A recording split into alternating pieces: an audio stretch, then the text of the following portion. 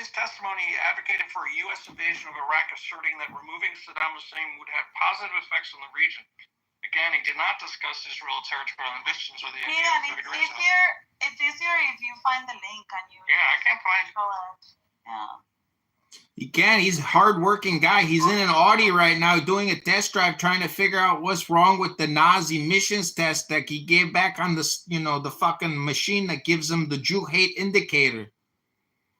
Can you do that in more of a Chicago accent? Like deep, like that wasn't even like Chicago. That was like fucking. No, it was close. That was like Minnesota or some shit. No, it was a little more north. The point is, we're making things up in our heads and just projecting outward like Keegan. Well, he didn't address it in 2004 either. We're making things up in our heads. No, but I'm not sure how we got to this like talking point. Like this is the problem with like talking to profiles. They cannot like go deep. They always have to like move the goalpost to something else. I thought we were talking about the West. I thought we were talking about the West Bank and the children in the West Bank. How did we get? No, don't change the side. He asked what my thesis was. Yeah, what is your thesis? Okay, what is your thesis? My thesis is that many people in the IDF and the Israeli administration would love for Israel to be one nation without any form of the West Bank or Gaza at all. I also believe that they believe that they would love for the United States to be truly involved with Syria, Lebanon, even Jordan and Egypt. I think. No, but what is your thesis? What is your thesis about killing, about those that you said that people are dying in prison and 100 and whatever children died in the West Bank? What is the thesis about this? That we will kill them slowly, like that they kill.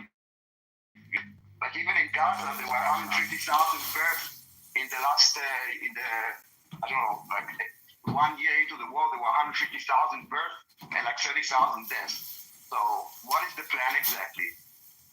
In your, like, again, what is the thesis that we were talking about, like the children that are dying, and and I told you like, yes, they're recruiting children, yada yada yada, and then you started laughing, and then he asked, okay, so what is your thesis? What is happening? We just like go and we like to kill children, and then you. I heard someone that said, I said, okay, but whatever I said, and then yes, it's a slow genocide for 75 years. Daniel, don't you know that this is just a projection for depressed, lonely people who have no contentment in their life, so they use it as political fodder to make themselves dopamine? Yes.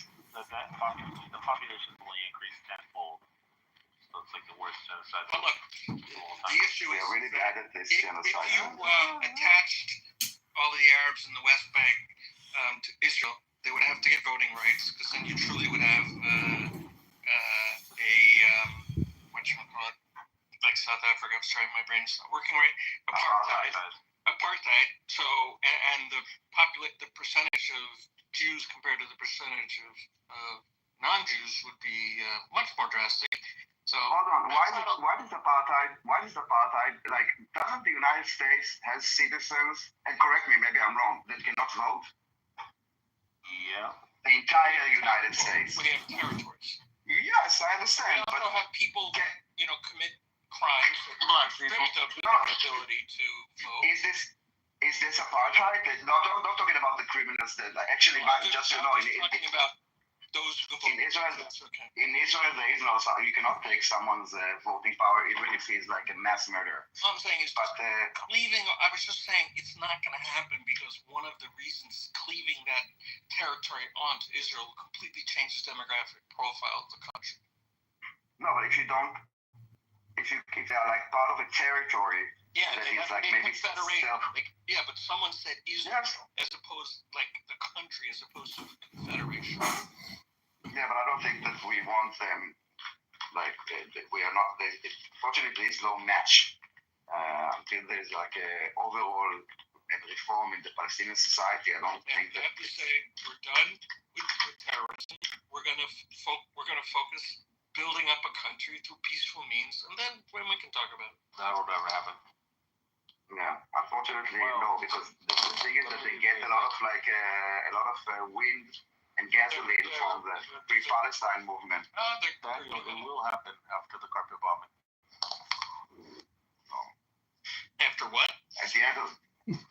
there's no carpet bomb. No, there's no carpet bombing. Israel At doesn't the end, you know, the carpet bomb. The U.S. does. They can supply it. no, if we wanted, F-52 is not going to be. no, Yaakov, the problem, the problem is not technicality. That is not the reason why we don't, because we cannot or we don't have the right equipment. We just not. It's not something that we do. You know, carpet bomb. No. It's carpet bombing is only done by large bombers dropping 50,000-pound loads at a time. Like. Okay, I'm just saying that. I'm saying that the problem is. I get it. I'm saying the problem is not that we don't have the. First of all, you don't have planes to do carpet bombing, but more importantly, if you did have them, you wouldn't. So it's not a very good use of. Can I borrow your B-52s for a couple days? I'm moving and I need something to help me move. If you need some C-17s. Wait till Israel gets their C-46s, refueling tankers. They have really old refueling tankers. I don't know, the Houthis will be really pissed off.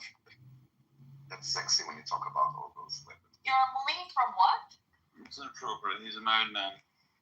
No, they're getting long-range refueling tankers. But Daniel is not jealous. Yeah. And you know, what she doesn't know won't hurt her. Daniel, if we were to make you a 5-star general of the IDF right now and you had to lead the troops into battle, what would you do? What would be your operations order?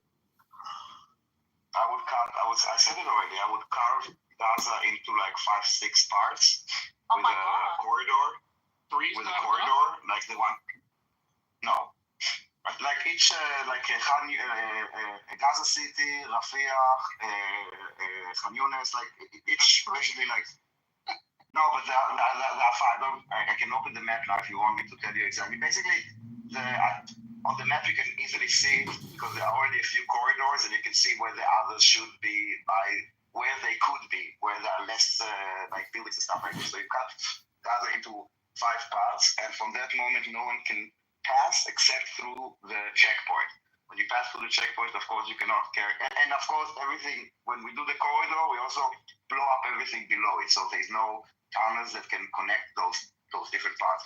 Anyone that passes needs to go through like a checkpoint with like facial recognition, of course without the weapons, and to give some kind of an autonomy to each section, kind of like so they would manage themselves. Like in a city kind of. Separate them. Who would govern these 5 pieces? Isn't this the plot to Hunger Games? We would just be on the borders between the different. The 5 different pieces, in order to go from one to the other, there would be checkpoints. Yes. And that would be managed by Israel. Him to use like we would create it. It could be also like we did in the past. It was like at the end that we gave it to a company, like an American company that did it. And also, you know, it can also be completely automated from afar. You know, like in the airport, you go through a gate. There's a camera. If it's okay, it's opens. If not, Your passport and whatever. Yeah, whatever. There is technology for this.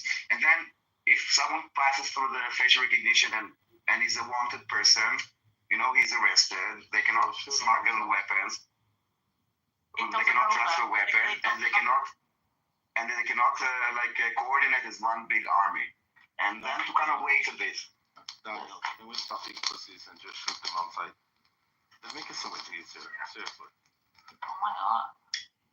So you're suggesting you implement a series of processes and controls using technology and automation? And bullets. And bullets. And also like to give like a chance for like the day after, like you, because I do think that everyone is taking advantage of the Palestinians, their leaders and the Free Palestine movement. And if they will get a chance to manage themselves as like, you know, like each one will use and I don't know, take care of their people and whatever. And yes, they will only take care of their own little city. Daniel, this is why we can't have peace in the Middle East. Why? You just gotta pull the Band-Aid off. You keep You're gay. You keep want to pull the band-aid like slowly, Daniel. You're like, oh, just gentle, don't rip the. No, listen. At the end of the just grab it. You're like, run off. no. At the end of the day, we do have our like moral code, and what you're suggesting is not something that is legal. Can we? Please go to school.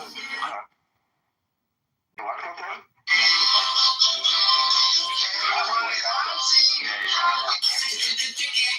Look, there's like maybe 2,000 of them in the world. Like, it's around here. That wouldn't be too hard. Yeah, 400 families worldwide making a lot of It's like noise. that. I want to know what would Keegan left. But what would Keegan do if he were Netanyahu? I want to understand what he would do. He's like, he would stop everything and say, "You go back to the way you were." No, he would gas all the Jews. Probably. Julian, what would you do if we made you the 5-star general? We have to kill our enemy before our enemy kills us. That's all I'm saying. Julian, what would you do? Luja Stickles, what would you do if you were the 5-star general of the IDF and you had to lead the operation to free the hostages? What would you do? Pepe, what would you do? Me? I mean, I don't know. I mean, if I was an Israeli, No, if you were king of Israel. No, if you were You're the a king of prime Israel, you can do minister of whatever you want, Israel. Pepe. What do you do? I mean, I would probably be so personally aggrieved and offended. I don't know. I might even just want to wipe them out. I mean, There you go. Pepe sees what I'm saying. I'm not like somebody who is level-headed enough to be like a general or anything. So, you know, Yeah, we agree. good person that. Don't forget, the purpose is to free the hostages without killing them. If they die in the process of liberating them, it was a bad operation. That means it was a failure. Some people don't even know what a fucking failure is anymore.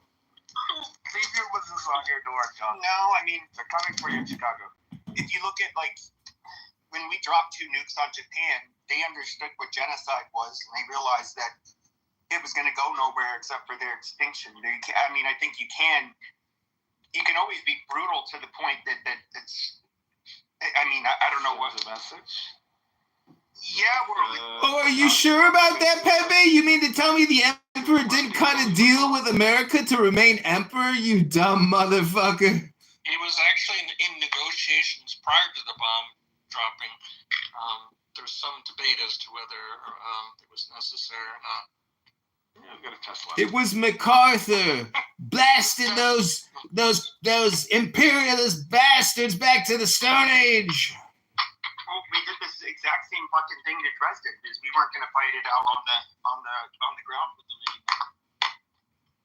Dresden was, pretty bad. What, 400,000 people burned up in a couple hours? Well, Americans, everybody at that time had skin in the games. Everybody had relatives that were fighting over there. They were not willing to lose more people, so they said the Nazis wanted to fight it out on the streets still. And they said, all right, fuck you. We'll just go ahead and just level Dresden. And they realized, well, I mean, the only sensible thing to do was to stop fighting. Because they will continue to take on massive. What are you talking about? They fought to the very end. Wait, what number did you throw around as to the number of deaths at Dresden? 400. I didn't see it. Yeah, it's 22,500 to 25,000. Really? Some reports claimed up to 200,000. Germans, Dresden historians commissions concluded that the casualty were between 22,500 and 2,500. Don, weren't you at the Citadel? Come on. I thought Dresden was like one of the worst carpet bombings in world history. It was. I think the claims were highly exaggerated. Okay, so I'm off by a factor of 100. Oops! 200. Whoops! We'll never let the facts get in the way of a good argument. Let's still not admit that we're wasting our time. Thank you all very little. We'll call you. Don't call us. That's what I say to people. Don't let the facts get in the way of a good argument. The point is, I'm going to the gym, and I hope all of you people go to the gym and read a good book today. God bless you all. You've been saying that for 3 hours. Yeah, like I don't actually work out. Yeah, You are fit. I'm gonna put the link in the chat of me live streaming myself on the treadmill sweating. You'll see. Nobody wants When to you said watch I'm going you to the do gym, it sounds yoga like in shorts, John. Yeah, we've seen you naked almost. Yeah. Like when in your back in your He belches! Oh, we've seen you Instagram fully live, naked. you were pretty much like in underwear. Did you like my underpants? Fully naked. You know, You have give it not a ball seen him. plug. You have not seen him fully naked, No, like with his butthole close. pointing up, with his butthole pointing to the sun, and taking. He He's allows like, what about it? Yeah. Like Switzerland? Like, what the front door are you Why don't talking you go about, girl? create an OnlyFans? Who says I haven't already created an OnlyFans, but they banned me. They took my butthole money. I was doing naked yoga in my living room, and I made $100,000, and they confiscated it because they said my schmeckle was too small. I need TV for my bungle. Are you trying to Saying your butthole was too small. schmeckle? It's a dick. They said only big, giant, Yiddish. big elephant cock is preferred to make big money. Daniel, have you ever spent money on OnlyFans? No. Only incoming. Do you think there is a booming OnlyFans business happening in the Gaza Strip right now? Gaza. Say No, you Gaza. have to say it like the Arabs. I like how the Americans say Gaza. Gaza. It's not the Americans, it's the idiots. No. When the Americans try to pretend like you No, know, but that's just the trolls. That's just the trolls. no. Like some of these So wait, if you're telling me they free the hostages today, they could have peace tomorrow? they have 9 days to free the hostages. 9 days. This is when the operation starts in 9 days. Yeah, so this I read this morning.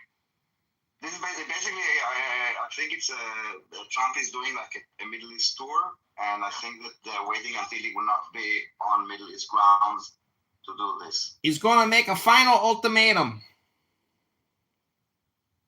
Release the hostages or be destroyed. Is the airport That's open? right.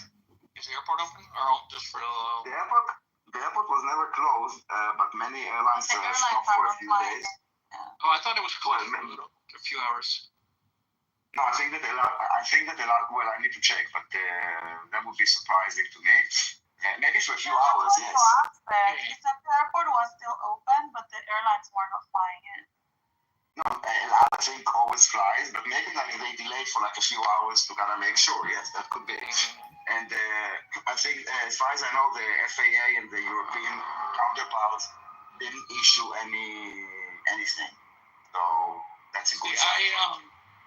There has sort of been a understanding that Israel won't go after the Houthis as long as the United States was bombing the crap out of them. But apparently we haven't been bombing the crap enough out of them. So I wonder No, I think Israel had to respond to this. I don't think that he could. Yeah, right? Yeah. I would expect they would. And did you hear about this flotilla thing that is developing?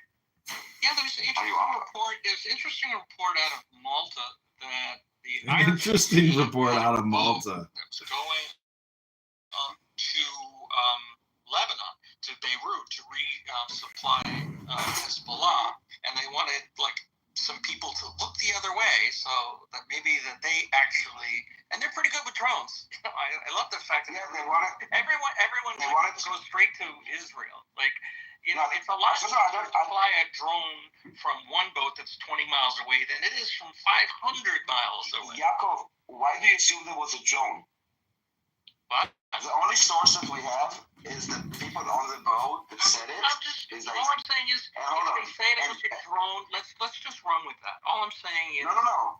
I understand what you're saying, and it's too far from us. But the only source of that, basically what the Malta government said, we will pull the boat to the port. We will also finance the repair under the conditions that we can check that you actually have all humanitarian aid on board. And they wouldn't refused. even let them on board. They refused to allow them, and now they're like stuck. It's like, oh my God, we are stuck. And when they came to the boat, they wanted to evacuate them. They refused.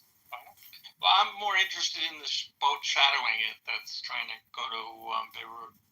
Does Israel have Does Israel have has destroyers off of? I think they don't have destroyers. Corvettes off of Beirut. I don't know what they have. Well, things change all the time. But this flotilla is really interesting story. I don't think it gets enough coverage.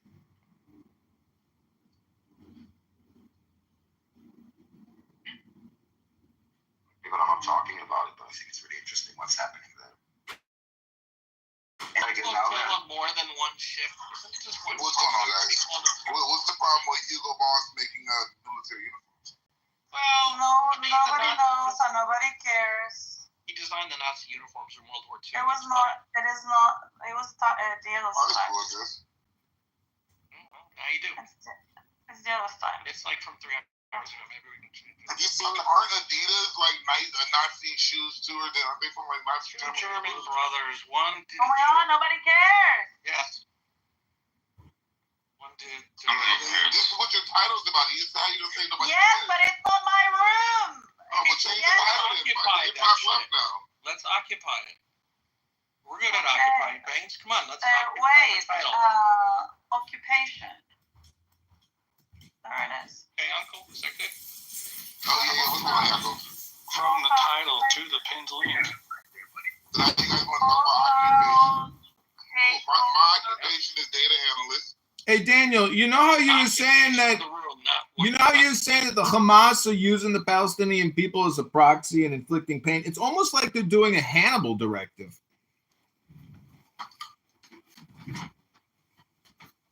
I mean, the Palestinian people voted Hamas in, and the Israeli government approved them.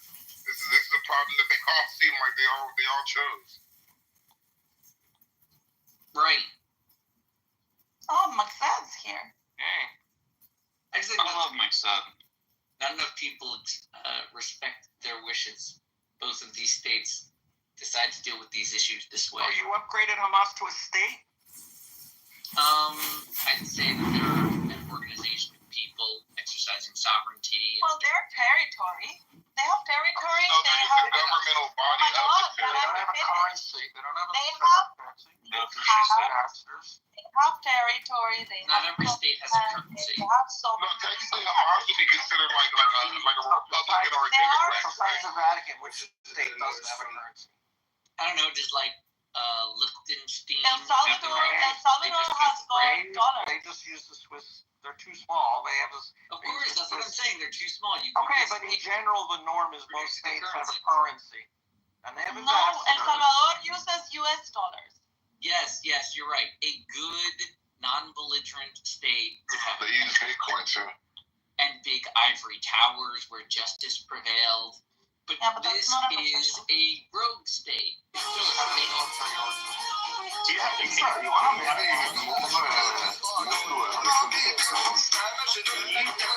You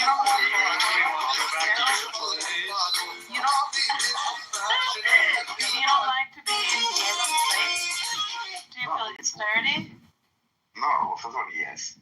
But no, I don't mind too much. I just like it's kind of like every time I look, it looks weird. Like, 1 second, Daniel. Well, okay, we can stay. Yes. Yeah, we can stay. We can boom it in eventually. Would it be accurate to say that Germany is a single state, or is it like large with huge different regions and it's multiple states combined in a German federation? It's a federation. So it's multiple German states federally recognizing a single German international identity. I guess like the Americans in a way. Yeah, right. There are different areas. Bavaria is a subset. You know, you have. Exactly. So like Bavaria, Palestine exists the same way Bavaria does. It's some rogue state that won't federate. No, because Palestine is not part of the Israeli territory. Bavaria is a region within Germany. It's like Bavaria is to New York. Okay, let's say this. If West Bank and Gaza are fully within Israeli sovereign control, then Israel has occupiers in like 2 regions, and those occupiers have formed their own self-government. And I'm still going to say that looks like a damn state. Yeah, I think it looks like a state. I mean, call a spade a spade. That's right. I agree with that. Now listen, don't be racist. Now slow down. It is a militant, belligerent state that is very justifiably subject to war from its neighbors, but it's a state. It is a state, and it's sovereign. They have a government. Yeah, but they're not in control of their borders, and that's a pretty important thing to be. Yeah, they're a shitty state. The human brains want continuity or contiguousness. If it's not unity or union or one state and it's separated, people can't accept that as being a state. Well, what was it in the Camp David Accord? They went under tunnel connecting the two. They're pretty good at tunnels. Should have thought about that. But that's the problem. There's room for interpretation and how somebody can perceive whether it's a state or not. Well, no, see, that's what I'm trying to say. There's a lot of propaganda, a lot of confusion thrown around. Who started Israel? Were they white Europeans? Who are the Jews? Is the Bible made up? All of this is apparently relevant in the question of Israel-Palestine. But the question of the Palestinian movement, the way they organize the people who have decided to, consciously assemble into civil union with each other, whether by, gang alliance and terror or, voting. Or inbreeding. However they've done it, through religion, through language, through culture, through geography. These people, wherever they are a state. They are people with a very specific history. And I'm saying they are, as a state, belligerent assholes that, should expect a lot of fucking war the way they act with their neighbors. But, listen, they can do what they want. I think denying their statehood is, a weird maneuver. It's just this is so evil and cruel. How could any sane Migzed, you're married. You haven't heard a no in 20 years. Do you know how many no's it takes to get to a yes? How? No, listen.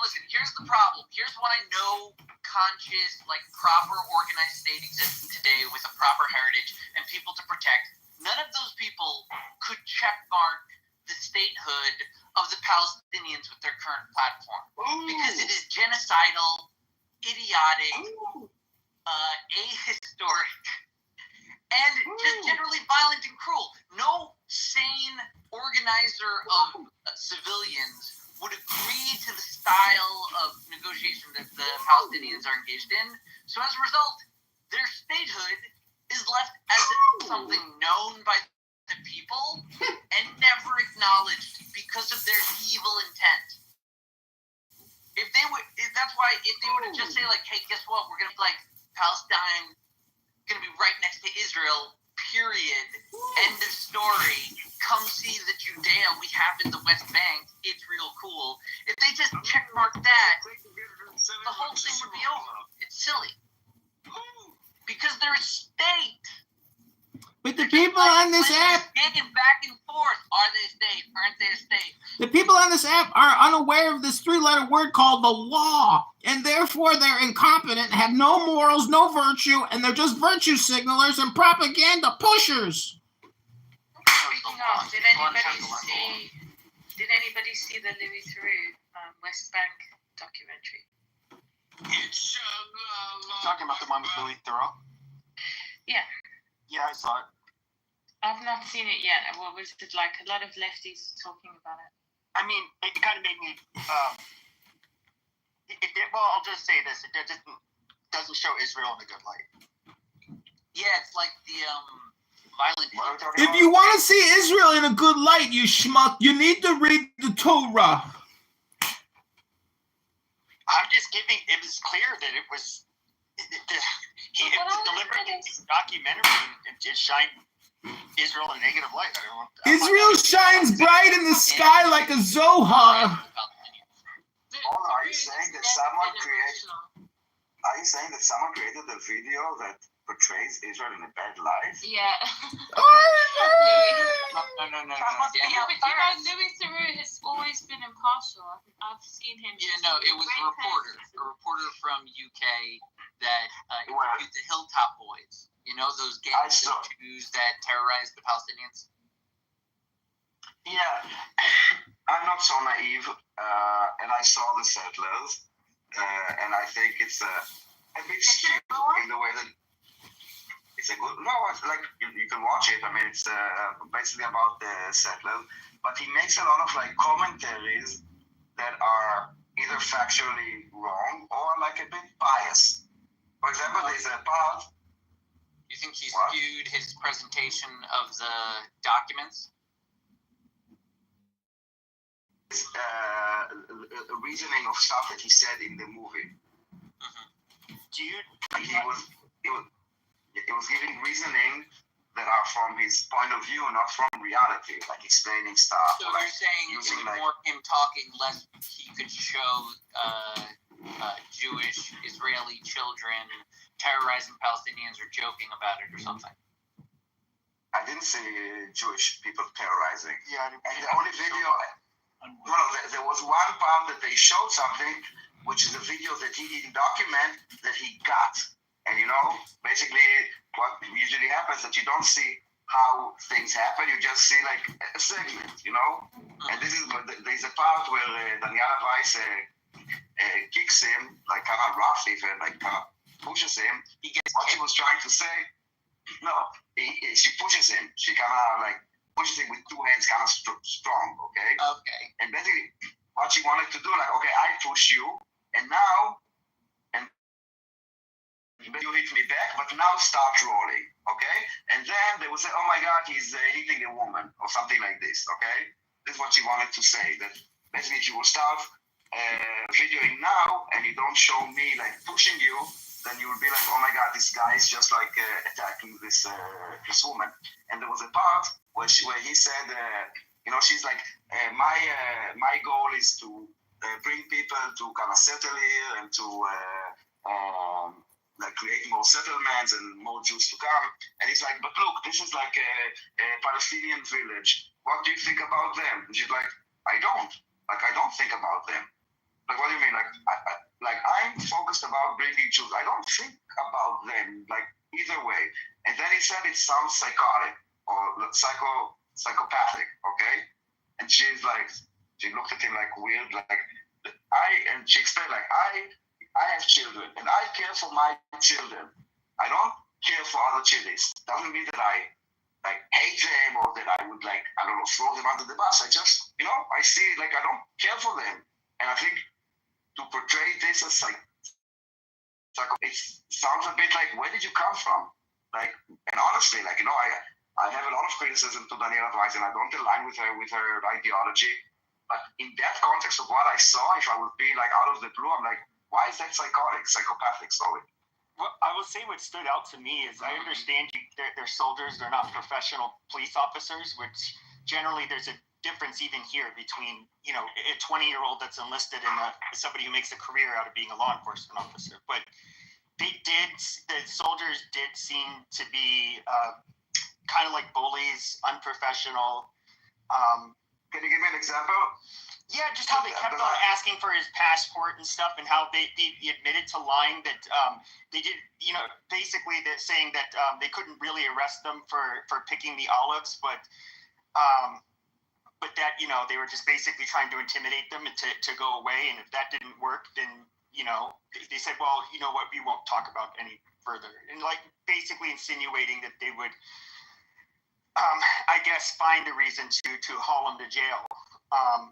That's a lot of the things that you said are, and again, I'm talking because I also saw the movie, and I saw like IDF soldiers are acting very professionally. Asking for someone's passport, I don't think it's that not legitimate when you kind of like standing next to a checkpoint with a camera and they want to know who you are and what you do there. Let me put it this way. And one second. We also have And the different guy. rights here. Hold on, Could hold be on, because hold here in on. the United 1 second. States you couldn't. 1 second. Let me just finish. Let me just finish. First of all, I don't know about that. I don't know how many checkpoints and military you have in the United States. But the guy that you were talking about that said that about arresting them, he was basically avoiding the question because he didn't say we're gonna arrest them, and he was like an officer, not an 8. He was like a 40-year-old man. He wasn't like an 18-year-old boy. And the people, those soldiers, when they understood that they are being asked questions, they don't have any authority to speak to the media, said, okay, just turn around and left. They didn't curse, they didn't laugh, they didn't shout, they didn't push, they were not rude. I think that a lot of your interpretations come from like the way that I don't know, I didn't see this in the movie, to be honest. That they were rude or unprofessional. Daniel or Pepe, what was like the smoking gun? What like horrifying content of abuse and oppression was caught on film and then presented? Like, because so far it just sounds like the documentary was kind of an editorial choice. I would say, like, maybe for me, the highlight would be you had the Palestinians that lived near the settlements, and they the Israeli military showed up, and you could see like the green lasers and stuff getting shined through the window, from their rifles, and I don't know, it just seemed like it's kind of hard to know how to interpret it, but I mean, that to me that's kind of weird. Like, to have in the United States, you have to have a very good reason for the police to point their rifles. But Pepe, but this is not the United States. You're talking We're about talking the US, where it's really a safe country and nobody is threatening them.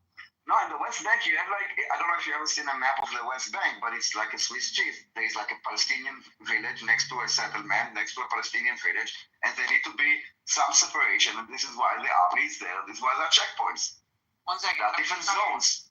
I'm trying to understand, Zahari. You're saying that there were Palestinians in a simple Palestinian village that had green, like, they were in a house, dots on them? Well, it looked like just a laser that was on a standard carbine or rifle.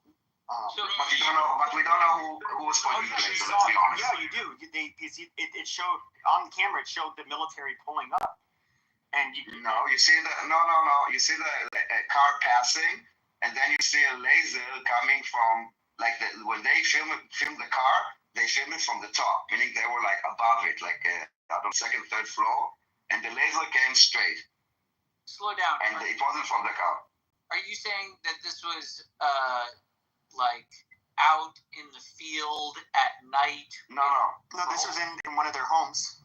They were in the building, in some kind of a building. And to me, to be honest, it could be that it was like a soldier like making fun, but it could also be them.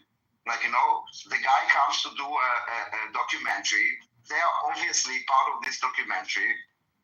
They want to create, this is why they also took him to places where they hoped they would. He even asked him, did you take me there because you knew that they would send you back? And he's like, no, I didn't know they would send me back. I thought I was allowed to go until here, and now it's until here. I'm not saying that it has to be not the IDF, but I'm just saying that it could also be like a planned thing. Because the end you see laser. Throughout the video with all the horrors of the IDF, I didn't see any IDF soldier doing something bad. And the only time that I did see something that was like not okay, which is the laser thing, is I couldn't see the soldier.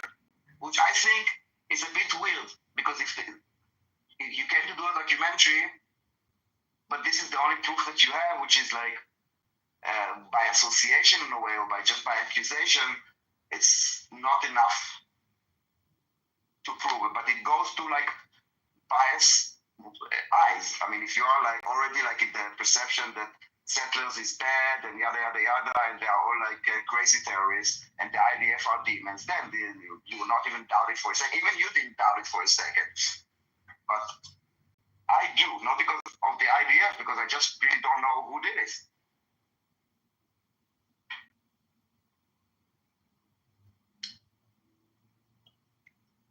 I need to watch this show.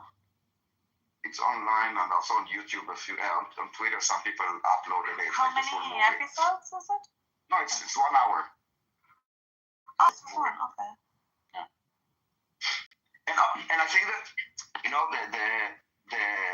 the choice of like what to do the story on, which is like those fringe group of the settlers. I mean, the settlers are like a few hundred thousands.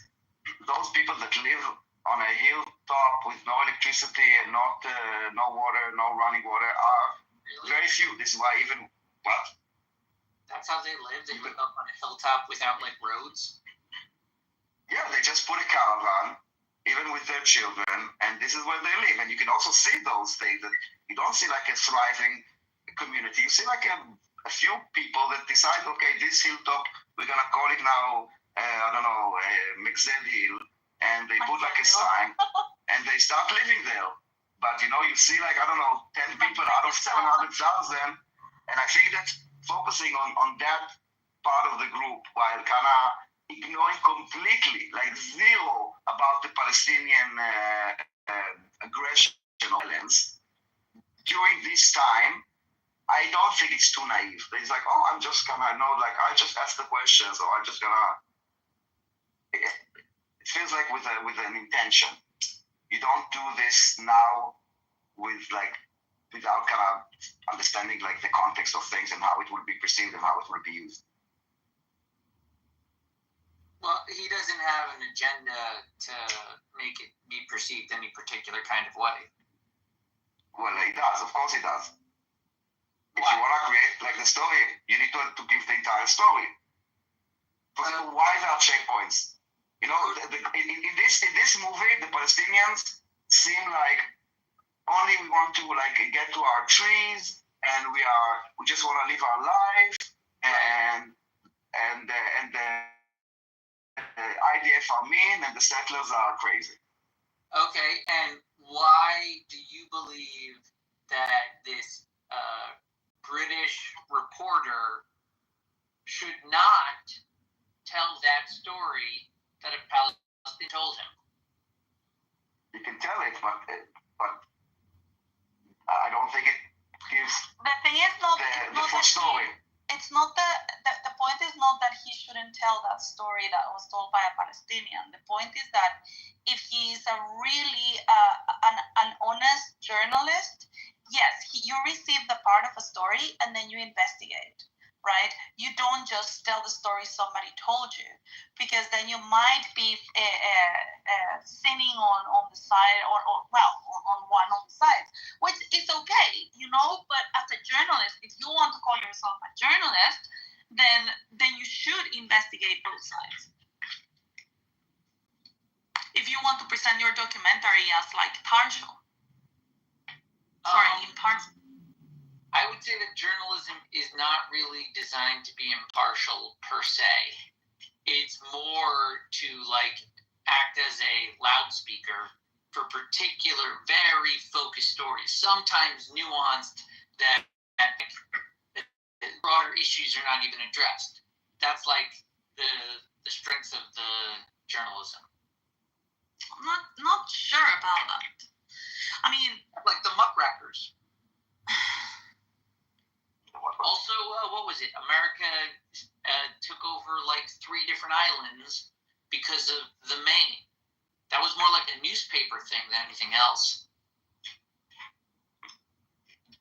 Listen, I think in our reality, I think when you publish such a movie with a very specific narrative in a time where like in time like this, I don't need to explain like the narrative war that is going on. Either he's completely detached from reality, which makes him not a good journalist to understand what he's doing and even try to kind of even bring like comments of the IDF, for example, or to bring like balanced view, but it's not balanced. And when you're doing something that you don't try to when you only show like half the picture, I don't see it as responsible journalism. So usually, even if I would do now an expose about you, that you raped, yada yada yada, at the end of the movie, I will bring, okay, this is what the lawyer of Mixed said. All the allegations, like I will give at least your opportunity to give some kind of balance, even if at the end 90 minutes would be on how bad you are, and then at the end there will be 2 minutes of your reaction. But there was zero chance. That is what would be journalism for me, you know. I mean, before that, he's done. Sorry. No, just one quick question. Who paid for this? Who financed this? I assume the BBC. Well, you see, so it's public funds. It should be. I want to say, like BBC did this movie, and they did this movie like I think a month ago about like this kid in Gaza. And can you tell me when is the movie about the Palestinian terrorism? About their school books, about their like allegiance with Hamas, about using children as where are those, like, it's okay to have, I'm not saying they shouldn't tell a story, but if it's Al Jazeera, I know exactly what I'm getting, and I know that I'm not getting the full picture. From a place like the BBC or someone that wants to be neutral, I think if the purpose is to educate people or to show them like a true reality, I don't think that this is what was done. And not just based on this movie, but like if you look at everything that the BBC is doing, there's a problem. So maybe he doesn't know that he's biased. I don't know exactly what caused this movie and how it happened, but it seemed very skewed. And also his narrative, his narration added to it. I actually had some comments that I wrote. I can find it if you want. Hold on, I will find it. I'm not convinced that duffel blog is actually a thing, because I find no other reference to this contract other than that blog. What are you talking about? What blog? The Hugo Boss awarded contract for joint It's a complete troll. So let Sarah go, because she's been trying to tell us. Oh, no. It was just saying, like, he's done loads of documentaries where he's interviewed pedophiles, and they're telling him like what they've done to little kids and shit, like so many horrific things, and he's always been impartial. He's never not once lost his shit on anyone. Who's this? Louis Theroux, the guy that did this documentary. Yeah. Which like struck me as weird, because I was like, what the fuck, man? I don't have TV. I haven't watched it. I don't pay for TV license or anything. I think it's shit. Okay, so I have a few examples for you. There's been a joint U.S.-Israeli raid on Yemen. Oh. I don't think it's joined, but it says joint. A senior Israeli official confirmed to N12 News on Monday night that Israel is conducting joint airstrikes to the United States against Houthi targets in Yemen. According to Arab News sources cited by N12, over 30 Israeli jet fighters are participating in strikes on the port city of Hadouayeda. Okay, so I want to go back to Hodeidah port. The few points is that October 7th is mentioned once, and when it's mentioned, it's framed as a pretext for the settlement's expansion. Then when he interviews Israelis, it's Israelis that are critical of Israel, those are activists that basically say that Israel never wanted peace, which is, he could have added, like he did in other places, that actually Israel made many peace offers to Palestinian leaders that they rejected. It's not mentioned once. He goes to Beta and Eviatar, and he frames the settlers as those violent people, but no mentions of Beta's riots, for example.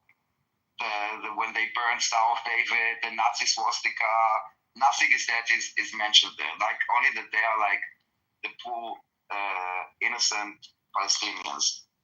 And I have a few more examples if you would like. Hold on.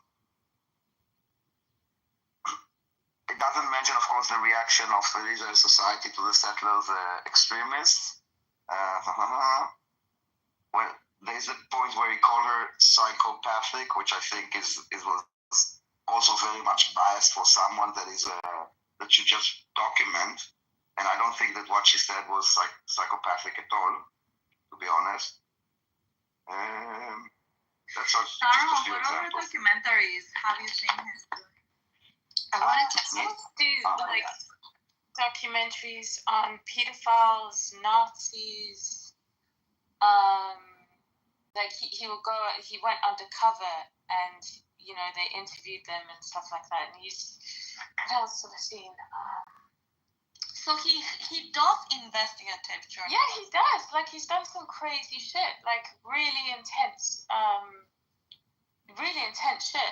And he's never lost his cool, which is fucking crazy. So you're passionate about this personally, or he's working for someone or whatever. How do you spell his last name?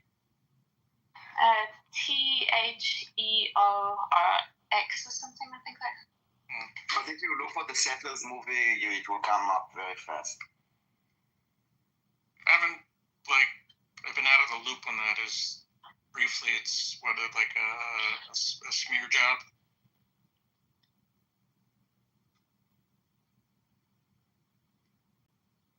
Daniel, you asked why does the movie not document why is there checkpoints and why it didn't document how Hamas has risen and the indoctrination. No, that's not what I said. Okay. The movie should not talk about everything. I said that the BBC did a movie a month ago about a Palestinian child in Gaza, how to survive a genocide or whatever, and now the settlers. So I'm saying that it's okay if you want to show one side, but I think a place like a BBC should be more balanced and not just kind of always portray one side, very one-sided. Oh, so you're saying BBC isn't showing anything about Jews or? I'm sorry. Anything bad about Palestinians. He doesn't seem to have taken a journalistic stance, and instead he is getting into a narrative that favors just Palestine's side. Yeah, and there's also a movie that was released by a documentary that was released by the BBC. I think they took it down though, but it was a perspective coming from a Palestinian child. So I think what Daniel's basically saying is that they don't really show how the Hamas is indoctrinating the children. Like, for example, there's this show where they have this kind of creepy Mickey Mouse fucking dude. Oh yeah, we saw that. I forgot the name Pioneers of of it. Tomorrow. Pioneers of Tomorrow. Yeah, I think that's called and that is it's basically propaganda. So it's just all this disgusting propaganda against Israel, and that doesn't really get reported by the BBC. I think Daniel's saying. But even in this movie, it kind of was even if you want to talk only about the settlers and the relations with the Palestinians, and talk about settlers' violence, and you don't show any of it, and you talk about the IDF, and basically whenever you show the IDF, they are very polite, they are very professional, and you don't mention nothing from when he was talking about Beta, and he was like, don't you care about those people? And first of all, Beta, yes, they are little Nazis there, with swastika and burning Stars of David and rioting. That is not mentioned. So when you need to have an army to protect Jews, it's portrayed as a bad thing. I understand it, but the only people that were talking about Israel was either the extremists, the Daniela Feinstein, or the critics of Israel. There was no one that was kind of trying to give a balanced point of view, or even to explain, or I don't know, the IDF spokesman to react. Nothing of this. Okay. I'm gonna give a different perspective, just from my point of view, right? I think it's okay that the BBC is doing that, because a lot of the networks and the media that we see are pro-Israel, and you don't really see a lot of advocates or on the other side, right? I don't like the Nazi shit. not okay. Nazi lives do not matter. But maybe this is something that Israel or the Jewish diaspora can document. I've never heard of Nazi flags in Israel. That's insane to me. I think that, well, first of all, I don't think that the narrative has been mainly pro-Israel. I think it has been completely the opposite. I mean, like, you see all the protests that are being talked about around the world, not only in the UK, but everywhere around the world are pro-Palestinian stuff. Whenever there is something about Israel, everybody is against it. They portray it as a genocide, etc., etc. So the narrative that has been prevalent in mainstream has been the pro-Palestinian one. That's number one. But I do agree that if somebody wants to paint the pro-Palestinian side and see why is it that they're victims and why is it that they're suffering, whatever, they should by all means go and do it. Now, the problem I have with the BBC doing it is that it comes from taxpayers' money. And the BBC is a public television, and therefore, if they're going to do any documentary, I think it should be aim as investigation, aim as a journalism, and try to portray both sides in trying to seek the truth to present to the people. So, because otherwise it's just propaganda if it's coming from the government, and that shouldn't be the case.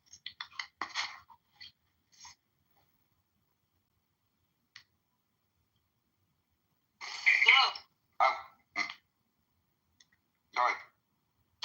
Someone spoke? Yeah, Sarah. I don't know what you said. So, Sarah, you want to speak? Okay, so I'm putting in the chat if anyone wants to read from Honest Reporting about like the problems with this movie. You can agree or disagree. But for example, one of the things that they're saying, like he did already, like it's also mentioned in the movie that he already did a movie about the same people, like, I don't know, like 14 years ago, and now he kind of revisited it. He also said, okay, it's the same people that I visited in 2011, yada, yada. In the previous movie that he did, he mentioned, for example, that the settlers are a very, like, small minority group, like the how do you call it, just like a very small portion of the Israeli society, which he didn't say at all in this. Back then, he did mention, for example, in the previous movie, that the land was purchased by a Jewish home, and he acknowledged that there are a lot of like regular and deadly terror attacks from Palestinians. He mentioned this, so he does know it, and it was something that he thought in the past that is professionally important to say. This time, all those things were missing from the documentary. Like to balance it, to kind of give context to, and again, those are things that he obviously knows because he already mentioned them in his previous movie about the same topic. So if you want to read it, they go into depth about the different things that are going there, and you can read. I think it's interesting. And also, if you want the entire case against the BBC, then there's a whole report about the BBC and the problems that they have with their reporting.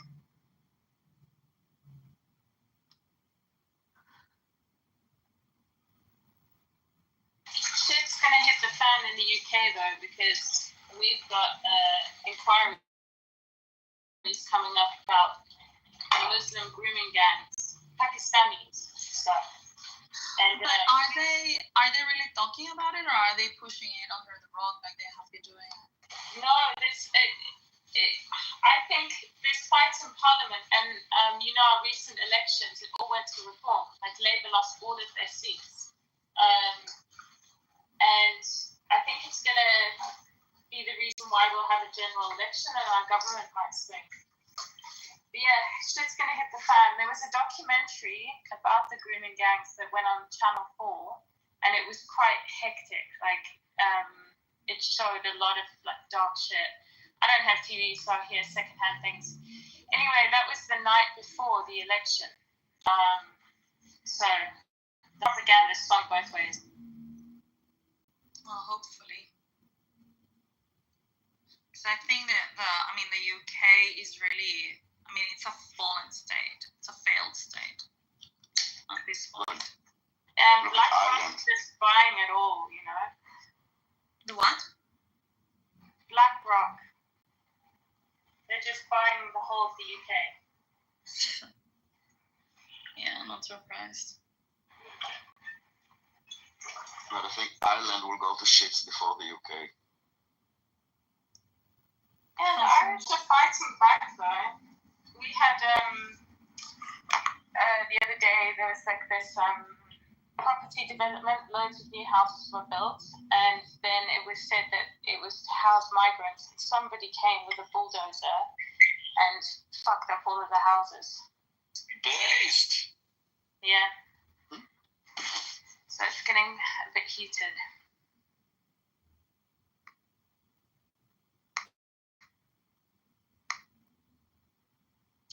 Yeah, I don't know where all this thing is gonna go here in Europe, but definitely a change has to take place at some point because it's not sustainable. I think that's racist. I don't give a shit. It's horrible.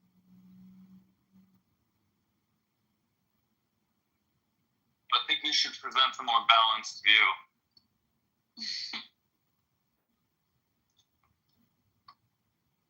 I am balanced.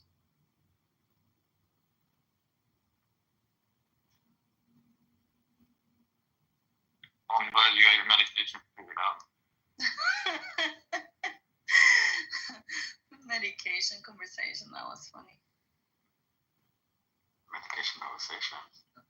Oh yeah, you were not here. That's when Randy was going at Princessia because apparently Diego told her not to take her medication. She was saying that was false.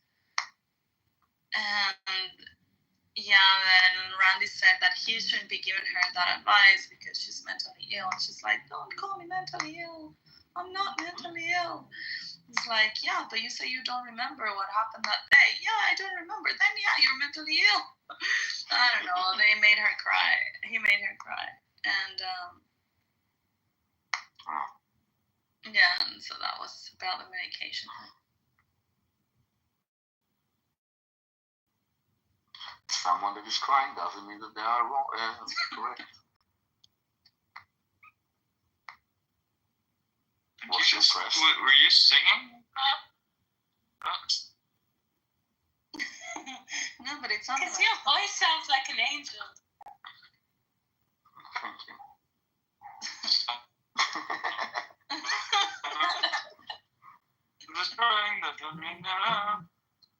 Yeah. That's not. It was a bit funny, I have to say. Oh, mental illness is funny now. No, I didn't mean her mental illness was funny. It's just the situation. The room was funny. Okay, so we find people crying funny. Okay. Yes, Lou, it is amazingly funny. And then Princess asked me how much I liked her from 1 to 10.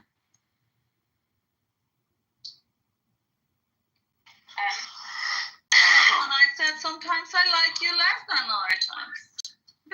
Well, that's a nothing burger. And I said, sometimes I like you 8, and sometimes I like you 2. Jen, when you started to say that the settlers were a minority of Israelis, did you disagree with that? No, I'm saying he didn't say that those, and it's not the settlers, it's those settlers that are, doing like those outposts. In this previous story from 2011, he said that this is like a very small fragment of the Israeli society, and that they're condemned, yada, yada, yada, whatever. And he didn't say any of it. Okay, now I understand what you're saying. You're pissing Daniel off. What? You're pissing him off. I was asking for clarification. Clarification at the end. I'm joking. Defense today. What was your tamales? Your jokes aren't funny. Respectfully. Oh, I didn't say that. What are you saying about tamales? I said, what is in your tamales? You had 2 jokes at my expense today. Earlier today, there was I don't know, you said something, and then Meyer had to tell me it was a joke. Yeah, I don't remember what it was. Yeah, me neither. It wasn't memorable. Everything I say is memorable. Well, you can't even remember that. Well, that must be mental illness. My narcissism, you mean? Hostile occupation. Honey, do you have allergies? Me? No, I'm tired.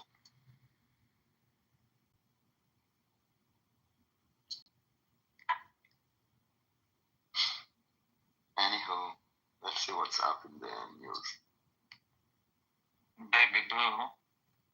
I miss Princess Anna. You get over it.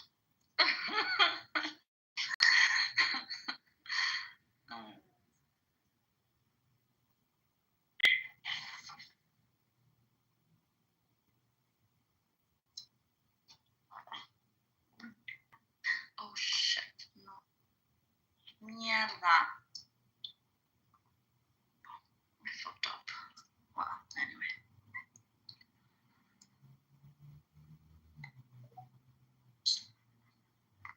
Speed lag. Who are you, Louis Stickles? Lou. Low cheese. Lou. Low cheese. He's Lou. No, allegedly. Logisticals. Ah, allegedly. Okay. Logisticals. He's good at coming up with words that start with his name, Lou. Logisticals. Read this article in the chat. Tell me what you think. That's ludicrous. Okay, let me share it. Ludicrous. Luges? Ludicrous. Have you ever been ludicrous? Lou? I've listened to him. It makes great movies, Ludicrous. Lou, have you ever been ludicrous?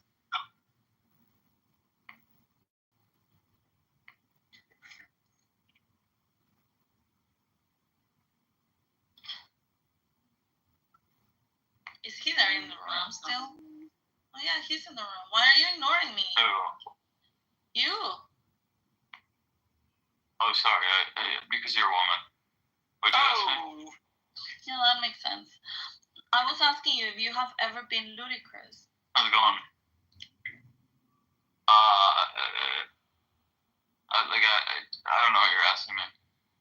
Have you ever been ludicrous, like your name? Loudrix. Yeah, ludicrous. Is that resistance in the audience? Yeah. It's not allowed in any room now. So oh, new PTR. Let's check this one out. Oh, resistance? Oh, do you want to bring him up? Oh, we get a picture of him. Resistance, the same guy? Yeah, he's resistance. Okay, finally. He's one. I thought it was resistance. No. Maybe someone else, but this one is resisting humanity. It is resistance. Without your master. They just said don't fuck and see us. So he updated his name. Now he's honest about resisting humanity. Cute little cat. He got fucking ass in Rikers. Yeah, that's right. Europeans be crawled into the Middle East. What? Wait, what'd you say? What did you say, Julian? I said we're gonna resist all of you dirty Europeans that crawled into the Middle East begging from the Nazis. Yeah, he got fucked in the ass in Rikers, Issa. You're right. Julian, your father raped you. Issa, did you bring him out? Oh, wow, that's disgusting. Well, we will talk about it later. Ooh. Like the husband. I'm having Auschwitz stew tonight, everybody. Would you like? You know, even Amir said he will not bring him on stage anymore. Oh, really? This is a fuck lesbian said. You know why he don't like me? Because I don't listen to his bullshit. That is bringing the bullshit to another level. Exactly. Everyone is allowed to speak like the whatever, like anyone. You think that I'm gonna allow that Amir? tell me what How to could say? you do this, Amir? How could you likes listening to you homosexuals for some reason? I don't No, know. but how could you get a meal to like not to like? How did you like? Yes, I don't get it. Because I told him I don't want to hear you homosexuals talking too much. But it's also I know of. Like, why do you assume the rest of us are homosexuals? Hold on. So you came here to speak to us? Daniel is a homosexual. Yeah, so exactly. You came exactly. Flying homosexuals. You don't even understand what Daniel is subhuman. But then why are you talking to subhuman people? You came here. I don't. We would destroy them. We're gonna destroy them. Who is we? Islam, of course. Now you understand. Islam. The dude is Muslim since his like I don't know his latest prison time, and now he thinks that he owns Islam, that he's fucking Muhammad. Yeah. Dude. Yes, we're gonna destroy you, filthy little Zionist, atheist animals. You're representing too many babies. You are representing Islam, do you think? Do you think that you're representing Islam? Of course, killing you animals, yes. And that is exactly what is the problem with your people. No, our people have a sound mind. We destroy, we kill anyone who wants to kill innocent women and children. Who is his people? He doesn't even have any people. Nobody claims him. No. Even his people are like disowning him. You're European. You Europeans are animals. Hey, someone last night said you're Puerto Rican. Are you Puerto Rican or Dominican? Whatever they want me to be. That explains why he sounds like Lil He's Dominican. You're Dominican? I'm Dominican, I'm Puerto Rican, I'm Ashkenazi, I'm Mahrasi, I'm all of them. Every day. And nobody claims him. That's sad. Yeah, exactly. It's a great thing not to be claimed. Oh, yeah. Or else having a good old time. The Nazis claimed the Zionists, though. The Nazis claimed you guys. Why don't you want to live? Claim the Jews. Don't you want to live like under like a Muslim rule, under Sharia law? Like, why don't you go to like a place that is more aligned with your values? We are. I'm going to Palestine. Northern Syria. Yeah, I'm moving to Palestine. How are you getting there? Like, where are you going? It's not on the map. Capital is Jerusalem, baby. They won't let you. Where's Palestine? Actually, you know what? You know what? Let's meet there. Is I would support it, and I would contribute to paying your flight to Israel. I would love to see. How are you gonna pay your flight? I would love to see what happens to you as soon as you put one foot on He that. said, "Who are you gonna blow to get the money? Because you don't work." Oh, how do you know? That I Who just you gonna blow to get the money? good. Who you gonna blow to get the money? As usual, Watermelon is projecting his failures on the water. What is your job?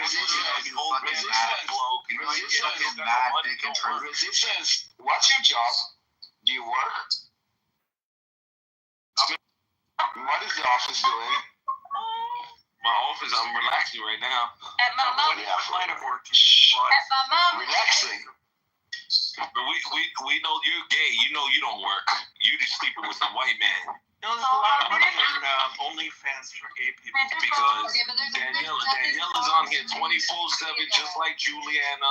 So I know you. What's your job? With some What's your old job? white men that got their retirement. Did you also call it a job? Daniela, how old is your boyfriend? 65, 70?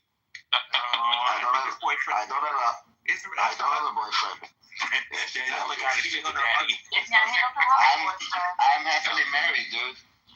Married to And if you Get married. and if you will see my husband, Daniela, what's your husband's if you will name? see my husband, even you will get a hard on. You will get a hard Your on. husband, is your husband, is he a Jew too? I'll say my wife. Oh, she's right there. Daniela, is your husband a Jew too? He's double Jew. Yes, Do you have? there's my wife. Daniel, put up your husband. Let's see it. Oh my God, you got Yeah. two dirty Jews fucking each other in their ass is crazy. But no one loves you, sisters, and no one loves you. You don't have like Girlfriend, like Well, no one. at least they do it consensually, not like you in jail. You mean like the pedophiles that Israel harbors? Not like it happened to you in You mean like the American pedophiles that go to Israel because they harbor them? We got some good No, they go to headlines. They go to a Sharia law country like Iraq, where you can marry like a 9-year-old. Go to Iraq with all your Muslim brothers and marry a 9-year-old. The Talmud says you can marry a 3-year-old. Dude, according to the rabbi said you can marry 3-year-olds. Resistance. What is the resistance? What is the age of marriage? What is the marriage? 3 years old. What is the okay, shut up. So, what was the rabbi age of Isaac married Rebecca when she was 3? What is the marriage? 14. What is the marriage age? 15 to 20. Oh my God! What is? Hold on, Yaakov. Of the camels and all of the vegetables. Don't answer me, Yaakov. Don't answer me. My God. He needs to understand facts from the. No, he doesn't need to understand facts, Yaakov, because he doesn't care for facts. The rabbi it's resistance, dude. Save your effort to someone who matters. Resistance is rabbi like, said dude. it was 3-year-old Rebecca. That's when resistance promise. Resistance in 2025. No. Hold on, Yaakov, 1 second. Resistance, my God. In 2025, today, what is the age that you can marry a woman in Iraq, for example? I don't know what the legal ages in Iraq is. According to it's a Sharia law country, so you should know. I can tell you what it is in Germany. In Germany, it's 13 years old, I believe. You believe. And I'm asking you about the Sharia countries. Yeah, under I'm the telling Sharia you, in law. your country, in your German. And I'm asking you, under Sharia law. Under Sharia law. Under Sharia law. Under Sharia law. Under Sharia law. Under German law, Daniel. Oh my God.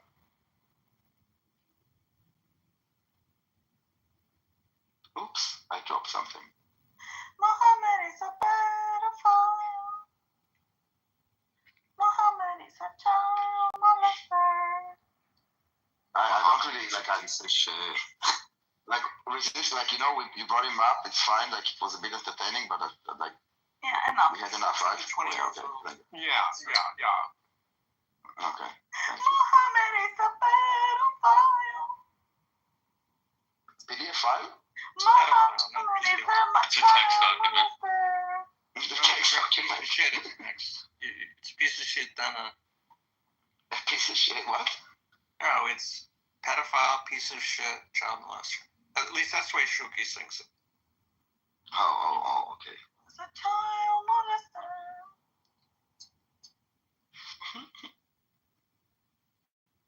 Everything that they blame us. Can you imagine being in jail and not being able to say no to older men doing? I don't think you have doing boom boom to your bum. Yeah, they're like 3 times you. You're being held down by 2 other guys. Like, I don't think you have a chance. Oh my God. Do you think you have to take showers? Do you think you have like the whole graphics? Drop the soap. My God. It's called a welcome party. Come on, they use liquid soap by now. Oh, lube? Oh my God, that's Lou. Oh my God. My God. Yeah. You're all such Boy Scouts and Girl Scouts. Yeah, Yaakov, this is too much for you. Oh my God, read the comment. Imagine being an unattractive white Jewish woman that sleeps with her father. Who is he talking about? Maybe I suggest there's a reason why we don't need to engage with him. Like he can talk in the chat and kind of vent out all his nonsense. I might be the Jewish woman he's talking about. Wait, who is that person? Me. Your friend Resistance. No, but who's he? I don't know. I don't know. No, she thinks about you. Don't tell him. No, she just has to make He it about called me her. a Jewish woman. Let him think I'm Jewish. That's a compliment. Yeah. I thought you were South American, right? Yeah, One of those shithole places. Guatemala. That's in Central America. I'm a beaner. That's right. Jeff calls them mountain Mexicans. I'm a beaner, baby. I'm a mountain Mexican. That's right. Happy Cinco de Mayo. No, actually, you know, Oh, that that's is today. that is an American thing. It's not celebrated in Mexico or in any other part of Latin America. I've never heard this mountain Mexican thing. Yeah, the Cinco de Mayo was made by the Mexicans living in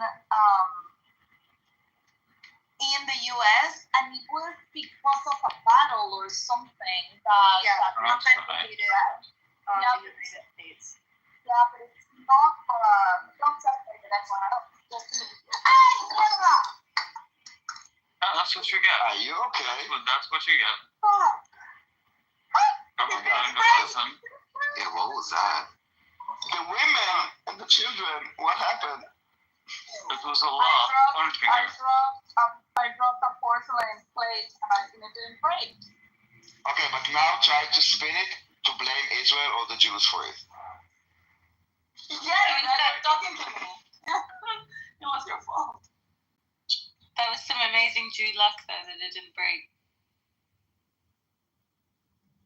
Oh, you're calling the Jews lucky. That sounds a little inappropriate.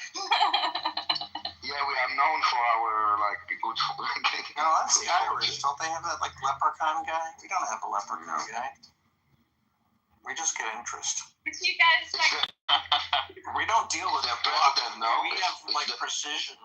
We have calculations. Luck is variable. Hopefully we'll make some money this year. I was saying it more in the We cannot hear you. Can't hear you. I'm not missing much. Was that Lou? Was that you, Lucas? Yeah. Respectfully. Is your name Lugis or is it Lucius? Logistics. Oh, I've been saying Lucas. I'm so sorry. I thought that's what you wanted people to say. I don't know why. It's spelled so it's confusing and people. Oh, I didn't actually expand it to see in your profile. Logisticals. It's like testicles? What are we doing here? Yeah. No, it's a play of words of all the words together. It's Lou. It's it's tickles, it's logisticals. But it's logistics, not logisticals. Is everything okay? So do you need some humanitarian aid? What'd you call it? Humanitarian aid. That's a good one, actually. No, I don't need humanitarian. I don't need a humanitarian. That's so funny. That's a pretty good one, actually. I like that. That's pretty good. You should copyright that. You want to put it in the title of the room? So Definitely. Put humanitarian.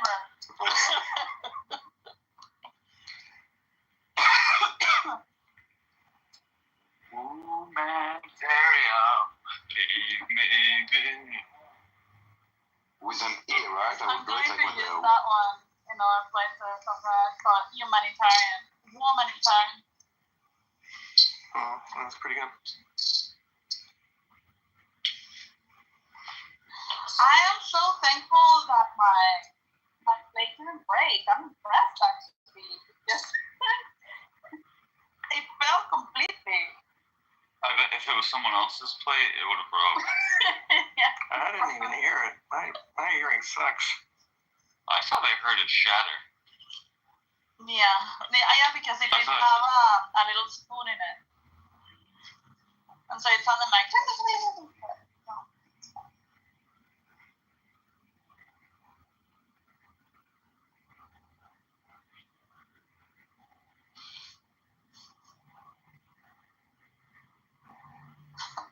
Where's Jeff, by the way? I haven't seen him. I think it's... no, he doesn't have a room.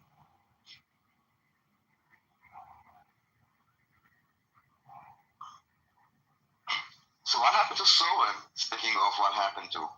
Yeah, that's true. Where is Soren? I hope everything is okay. You're so... What? I hope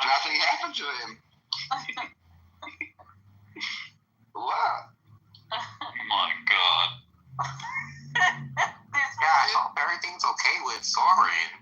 Where is he okay? Like, he has been on the app in like a month and a half. Like, do you think he's in jail in Indonesia for being gay? Nobody knows and nobody cares.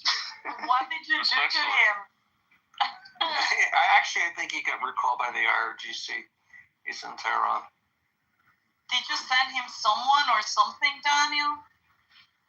I cannot deny it, but maybe someone that... He was outed in a country that does not like gay people. You cannot deny nor confirm? Yeah, no. Well, he kept on saying on multiple occasions that he lived in Bali. I don't believe a word that he said about himself. I think he was in Europe. You think so? Yeah, Soren has such a Norwegian, Nordic-sounding name. Well, the name is... The name is Norwegian. Yeah, the name just picked up. His name was Puria. Puria. See, I thought that was Norm just joking with him. I didn't realize it was really his name. Oh, I don't know, maybe. I've never heard that Persian first name Puria. Pour yourself a drink. That's a good one. Come on, Lucas. Puria. Thank you, asshole. You said thank you, asshole? Oh, Jacob. I thought because I was going to Lucas, thank you, Jackoff. Like Diego does that from time to time. Like, I want to reach out through the phone and slap his ass. Jacob. So, jack off. You have to be more of a J. More of a J. See, you're culturally inhibited from saying that because your tongue, you just don't have that just sound in Spanish. Yes, it becomes a Y. No, it becomes more like a Y. No, yes. La Jolla instead of... No. Yes. We do have the J sound. It's a double L. The J sound. Yeah. I just, all the Spanish people I've met, they really don't do the J as hard as we do. Jacob, are you going to try to teach me Spanish? No, I'm not. I'm just saying my experience of speaking with Spanish people. I just don't think your the J is... experience is nothing. Okay, fine. Thank you. We do have the J sound, and it's a double L. What is that? Like Jew. Oh my God. Like Jew. Also, when the Y goes in the front, he also pronounces it like Jacob. Oh my God. Jeffrey, yeah. No, Jeffrey is with J, and it's English. Yes, so do you close your eyes just before the J sound?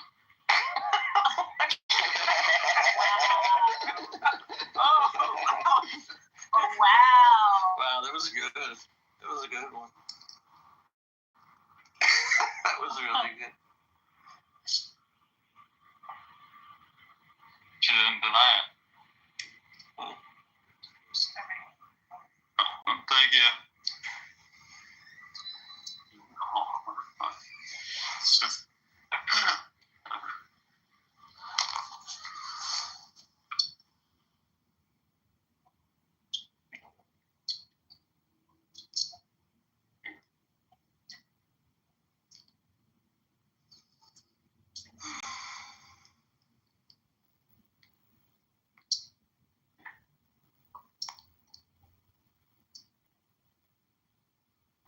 Lou, you're into baseball, right? That's right. That's right. You're into baseball? Yeah. No. Well, like, I played in college, but I don't really follow it anymore.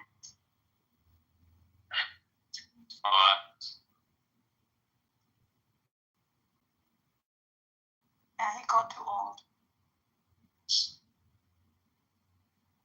The knees gave Do you have any advice for me, Issa? Like, how did you deal with that? With becoming old? How's it going? Good.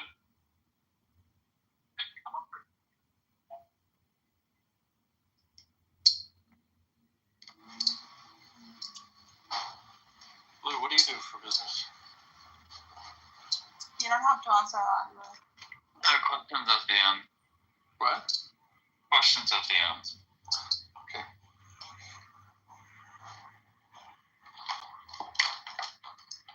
I find that most people, if you take an honest interest in what they do, will answer you.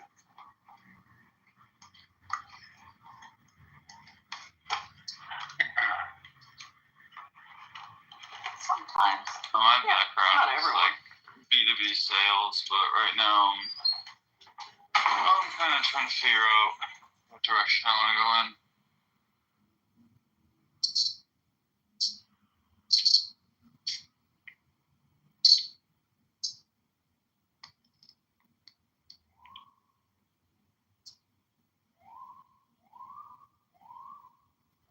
Is Daniel still there? No, he left. Oh.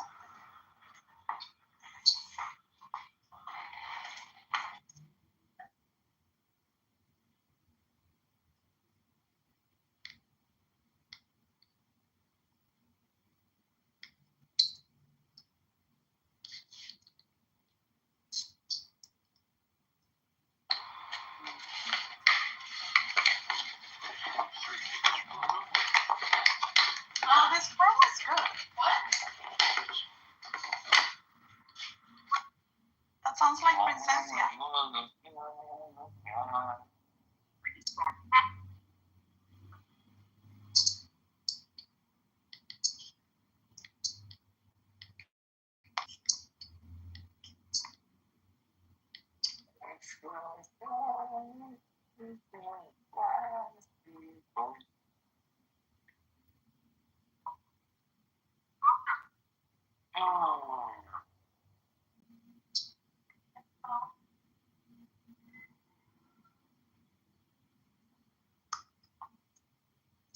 Ooh, Reese's. Oh, I love Reese's.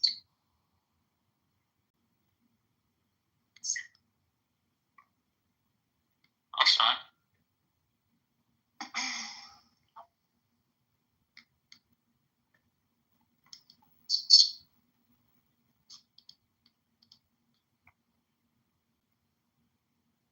Somebody reported me in the Bitcoin room today. Oh, well, they must just like you. Well, it was someone I don't know, and I haven't even spent time today there. I think it must have been because I opened the room, and somebody reported the room. Wait, bothered you? You said? Reported me. Oh, reported. Like, how do you know that you got reported? Like, what does that even Because mean? one of the admins of the club sent a screenshot that I was reported, but I think it must have been because I opened the room. If you're allowed to open a room, like, should be allowed to open a room. Like, yeah. Yeah, but somebody must have reported the room, so the report wasn't behind them. Oh, I see what you're saying.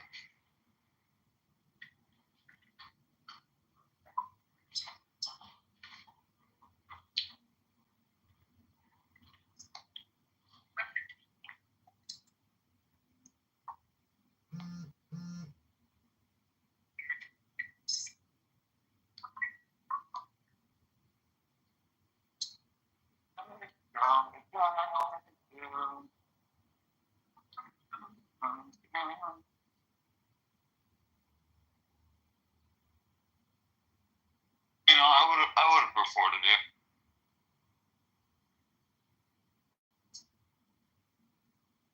Do you guys actually talk about Bitcoin in those rooms, or just hang out?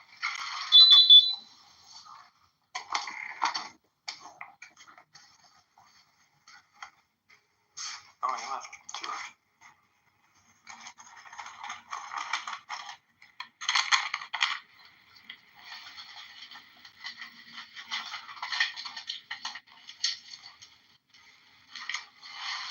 How you feeling, Yako? Doing okay. Shoulder hurts, but getting there. Good? No. She's like 27. Wow. Yeah. Seem young. Just trying to figure out how young. I'm 34. 34. Okay, 27's close. Huh? 27 isn't too far off. Okay. You'll take it, right?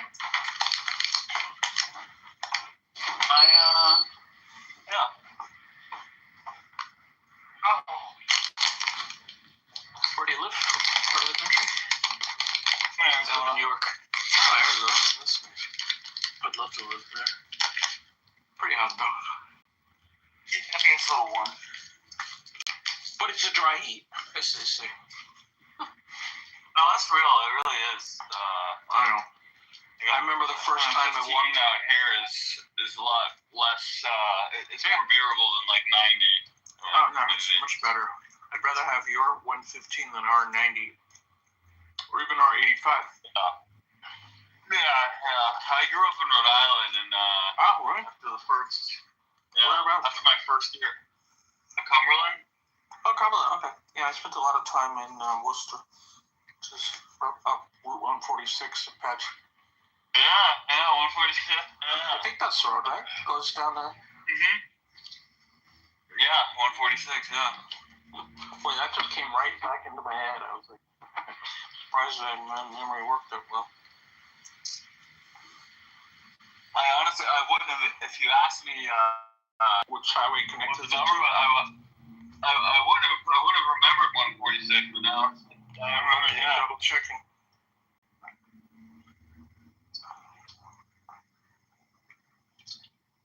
Where is that town? Where'd you say? What town? Cumberland. Cumberland. I think the top right corner. Oh yeah, here we go. Yep.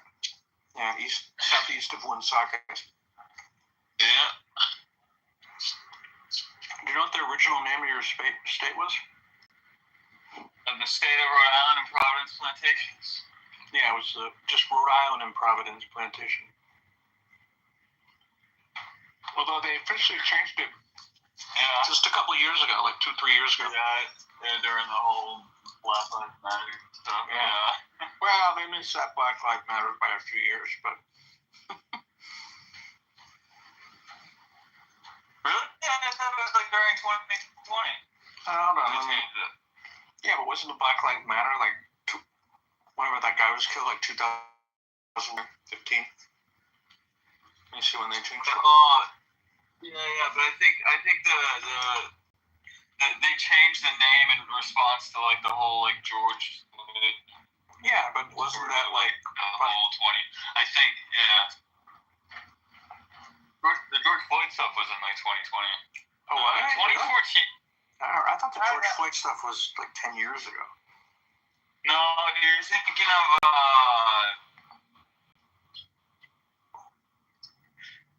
like what was it, Trayvon Martin or something? One of the other. I forget what or Michael Black Lives Matter was only 4 years ago. Oh, so did they change it as 2020?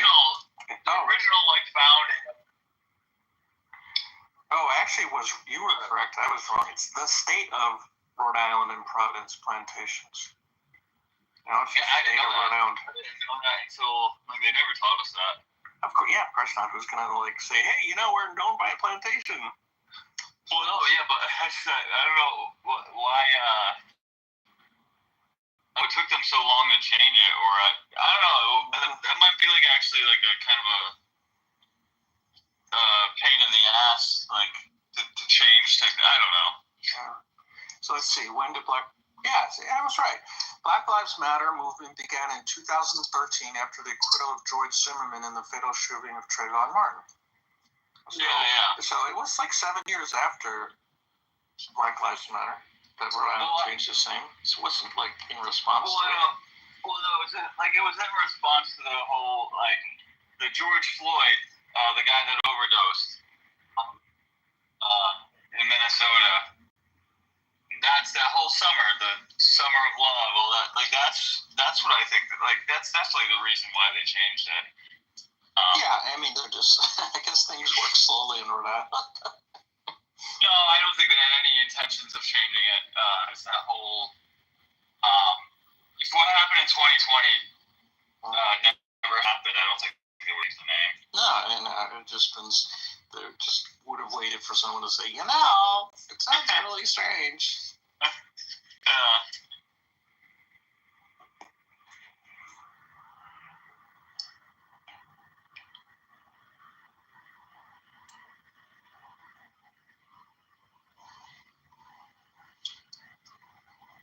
I wonder how many plantations, like, How many slaves were there in Rhode Island? I don't know. I'm on ChatGPT. We'll find out.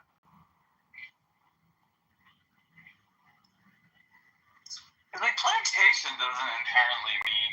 Yeah, I know. It just means it's a place where you grow stuff. It doesn't say the type of labor force. But it does have this really bad connotation. Yeah. Have you ever been down to Newport? Yeah, it's nice. Yeah, they have. There's some serious money there. Oh yeah. I like Block Island. I'm a big fan of Block Island. Yeah, Block Island's nice. I've been a couple times. That's part of Rhode Island, right? Yeah. Sail away on the Block Island ferry.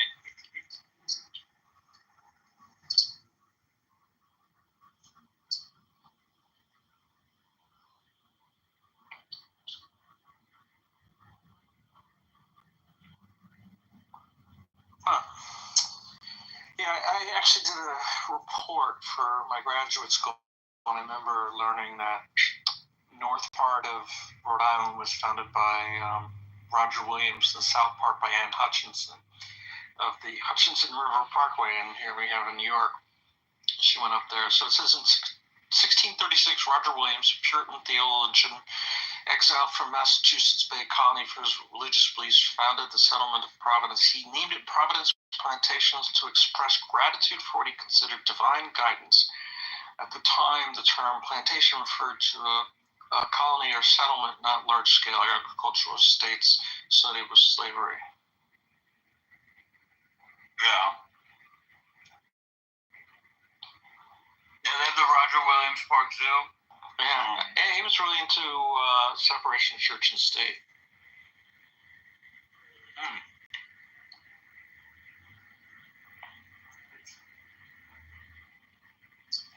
Actually, I think I have my Roger Williams video on YouTube.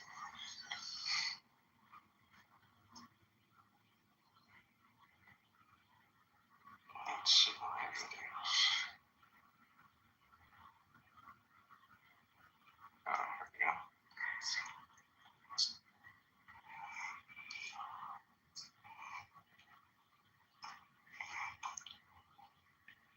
Here's some corny ass shit.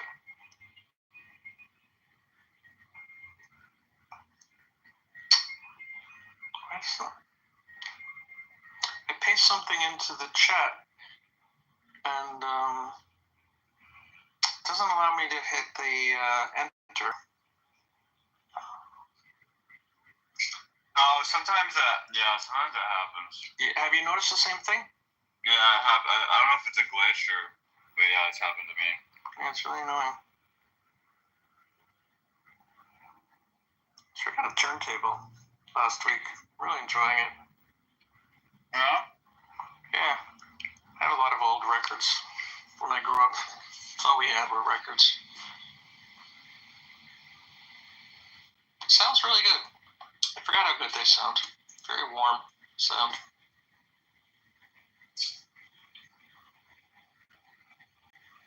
You're an INFJ? What? So you're an INFJ? Yeah, according to that test I took. Why? That's interesting. I wouldn't have, I guess I don't know you that well, but... Yeah, why? What would you think I am? I wouldn't have guessed the F. I would have... The F? Yeah. What does the F mean? Feeling. Oh, yeah. I believe. INTP.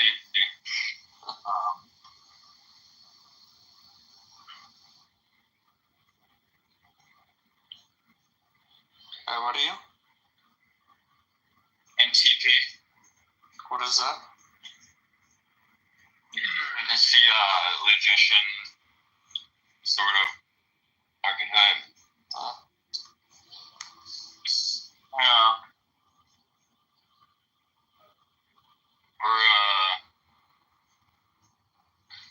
It's a small number of the population. I think like 3% or so. I mean, we're usually awkward. ITP, like, dude, when I first learned about that stuff, it was a very interesting thing that I don't know, never understood people. I always had a hard time sort of like, I would say communicating, but I shouldn't understand how people would act or process things.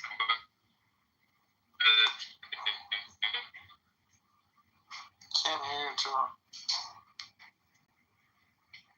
Yeah. You're losing you. It's interesting that. Oh, lost you.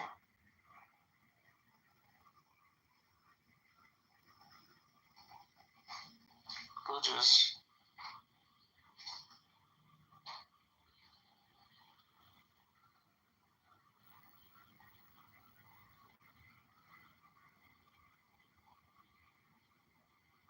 Hello.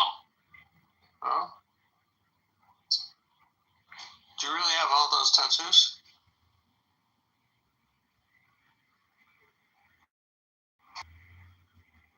Well, I have two full sleeves. Yeah, that image is not. That's not what the tattoos look like. But it's sort of like the area covered is the same. Yeah. How much would that cost, approximately?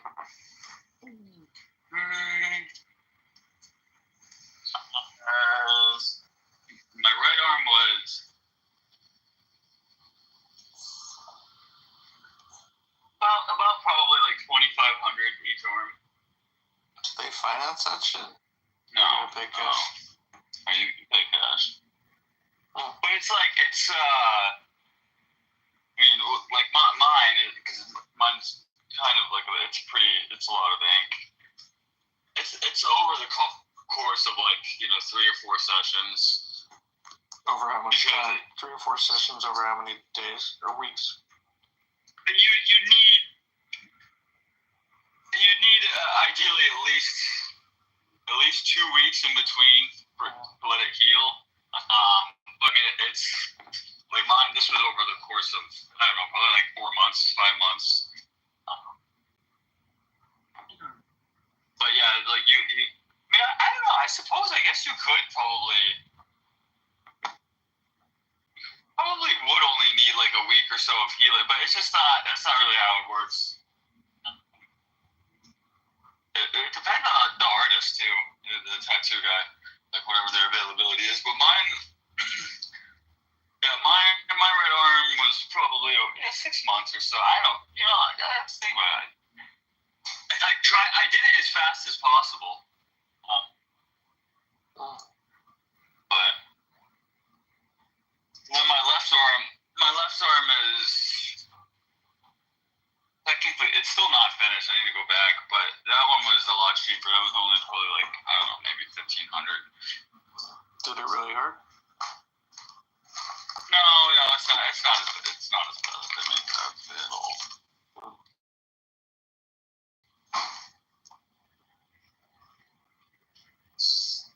But I suppose it's a pain tolerance thing.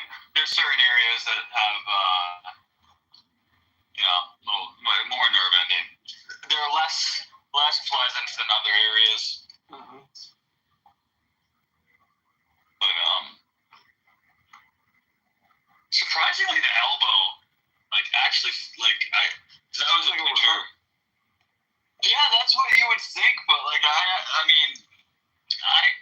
In a weird way, it actually felt good. I have a lot of floating.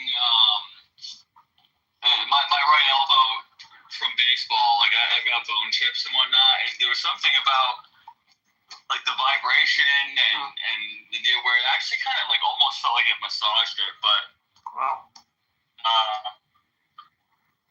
Yeah, but on on my inner forearm. Like that, right around the elbow area, is that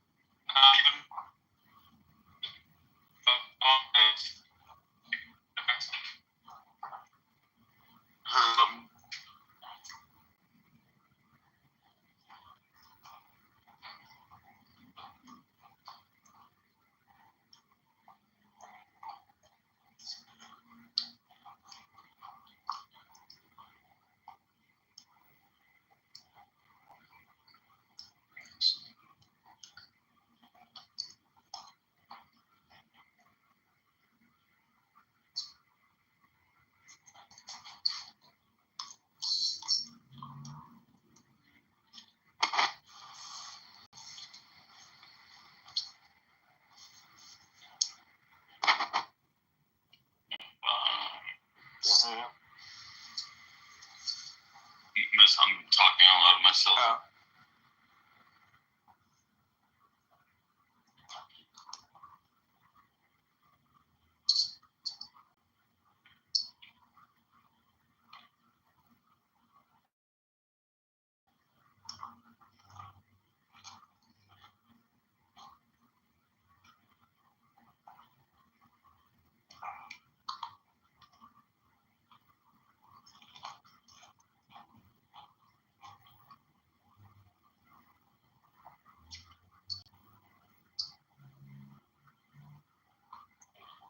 What's up?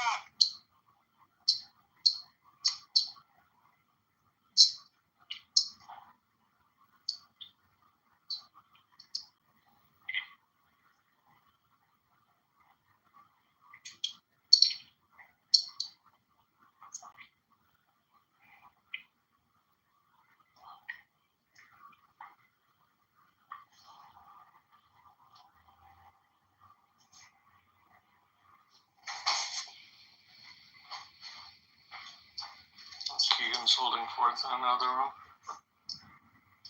You told him what? Keegan is holding forth in another room. It really rankles me sometimes. He's like a serious version of Diego. Diego jokes around, but Keegan lives it.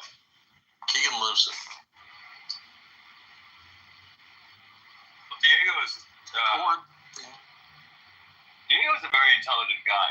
I didn't say he wasn't. No, I know, but he a lot of people I don't think they take him the right way.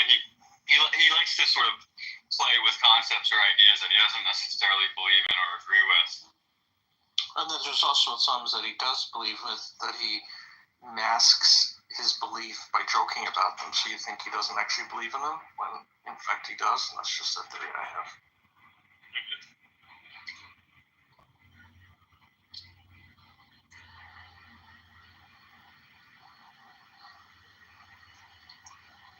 Yeah, Keegan, I don't know Keegan very well, to be honest. I don't.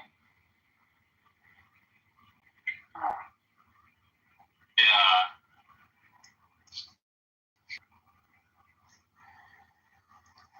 You don't really hear him talk about really anything other than like Jews and Christianity. That's basically it. Yeah, he doesn't have a wide repertoire. Another one of those topics. Yeah.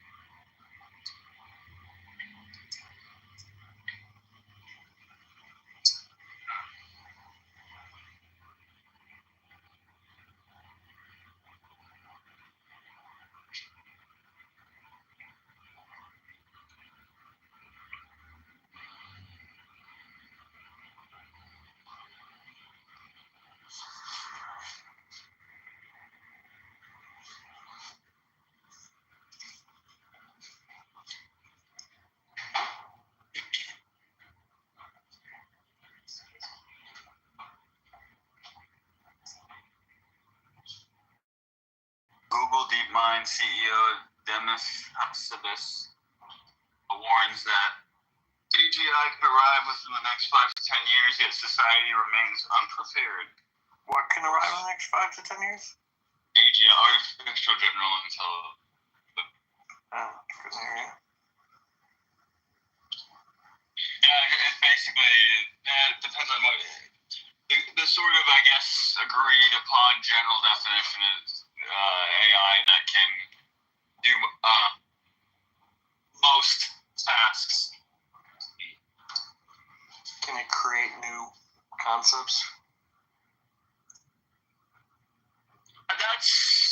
See, I think the word intelligence is being thrown around far too much. It's a bunch of heuristic programs that the computer follows. It's coding. It's not like creating a new type of rocket or developing a new, synthesizing new concepts. Well, I don't know, that seems a bit more don't know if nuances. I mean, OpenAI has claimed that their O3 model and their O4 is it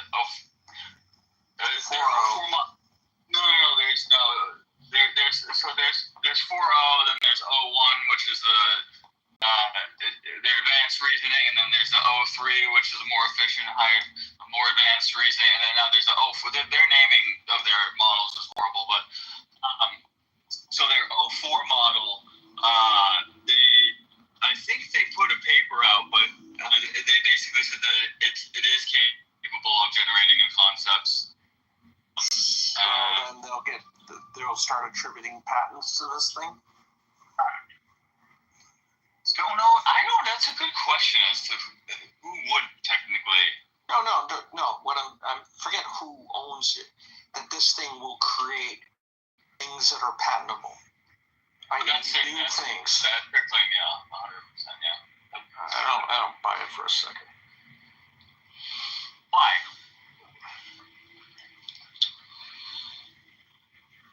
Do you think it's not possible inherently, or do you just think it's... Yeah, in the constraints, I hate to use a buzzword, but you have to think differently. When you're generating something new, you generate something new if you're bound by the constraints of what has been. I don't want to sound like the former vice president, I'm burdened by the past, or whatever her phrase was. Like, how do you create something new when you're writing code which inherently constrains something? It's only as good as what you've told it can do.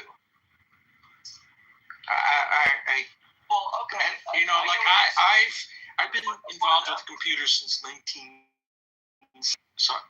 And maybe I'm too old with computers, but the reality is they're still they're algorithms. They're not. We haven't figured out how the human mind is able to, all of a sudden invent an airplane. To think of not a physical airplane, but to design in one's mind a lighter than air vehicle and write out on paper something that is the description that can then be determined if it's feasible or not, right?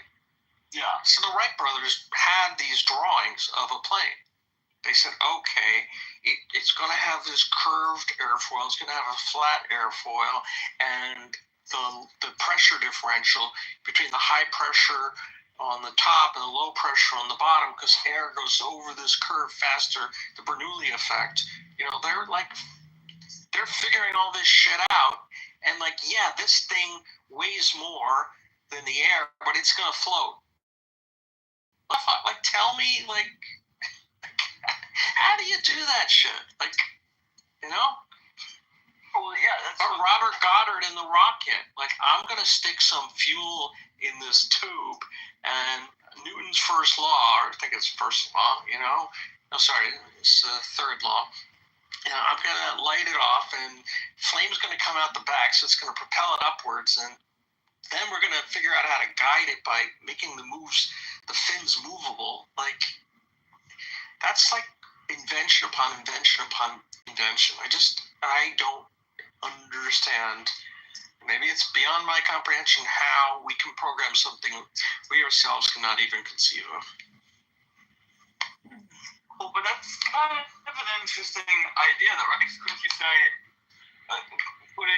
couldn't you, obviously we're able to do it with our minds, so this might be a weird framing, but we are bound by some sort of constraints that we don't even quite understand as far as minds work.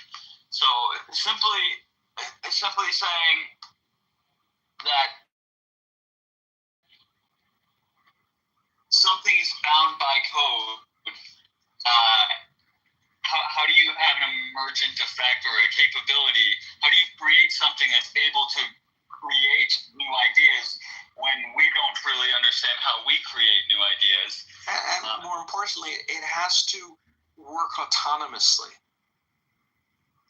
Okay, so define autonomously, because there's a very interesting issue that they have with these large language models called the interpretability issue. I don't know if you're familiar with that, where they don't understand how these models are working. Like they understand how to put the inputs, the training data, but they don't quite understand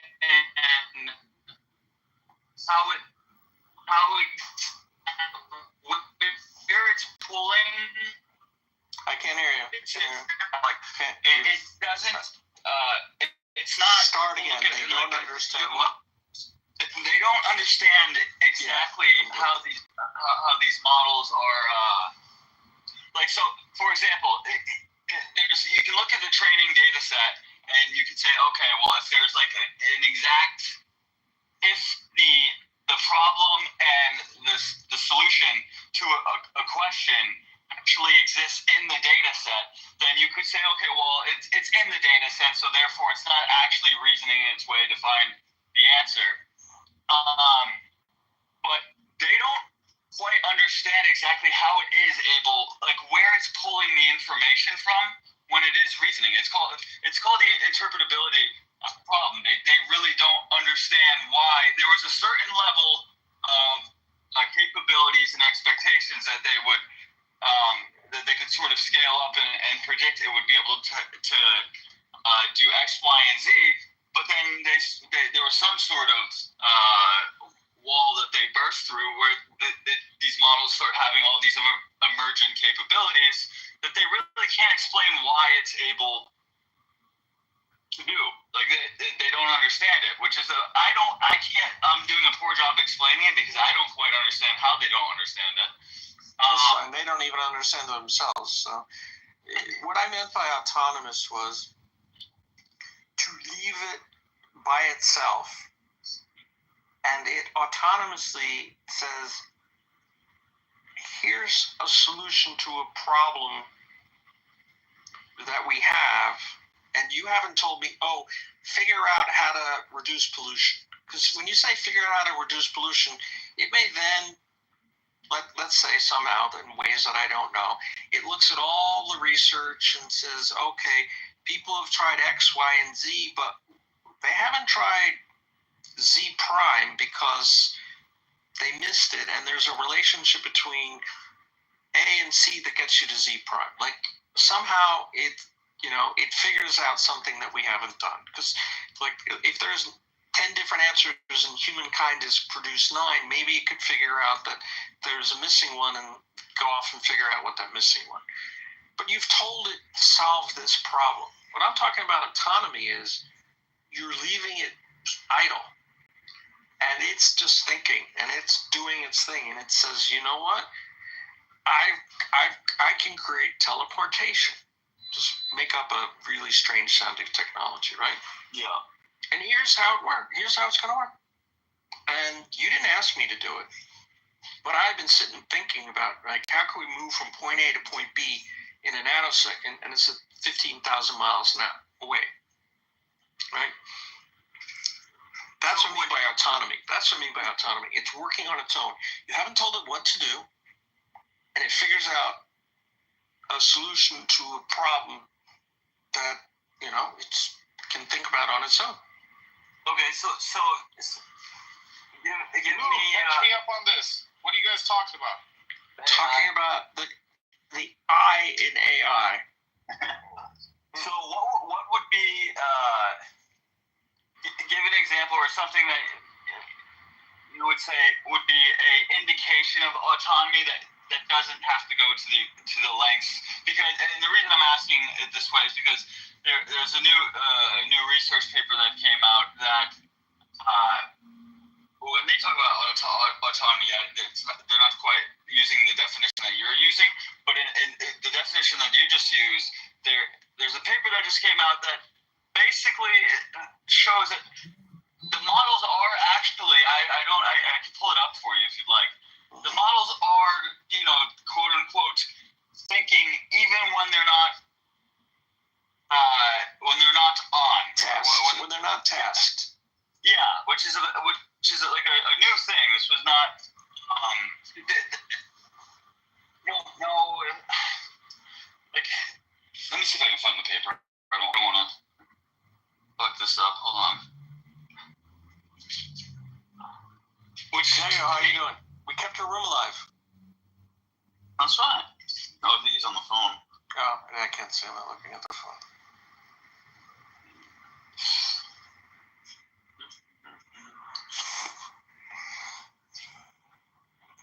Because it is an interesting thing. It's like, okay, if it's not being tasked with anything, at what point is it actually displaying some level of autonomy?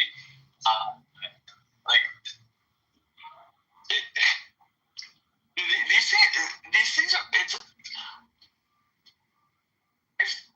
The more I've looked into this stuff, and I'm obsessed with it. Like I probably sell myself short with regards to like how much I do know about, but I don't understand under the hood. I'm not at that level. I'm just a user. I say more than I probably should, only because I'm not constrained by. I don't know all that's going on. Clearly, I mean, there's capabilities are far in excess of what I can comprehend, or at least what I'm been exposed to. Let me put it that way. Yeah. Well, that's the case for most people, and I get very much into the weeds with this stuff, and like there's probably to a point where it's almost, you could say, like a waste of my time, because I could be using this stuff in a more productive way, maybe something that benefits my life. But I can't help it. I just like get autistic, and I'm just, I don't know. Like I find it so fascinating. So I'm very much in like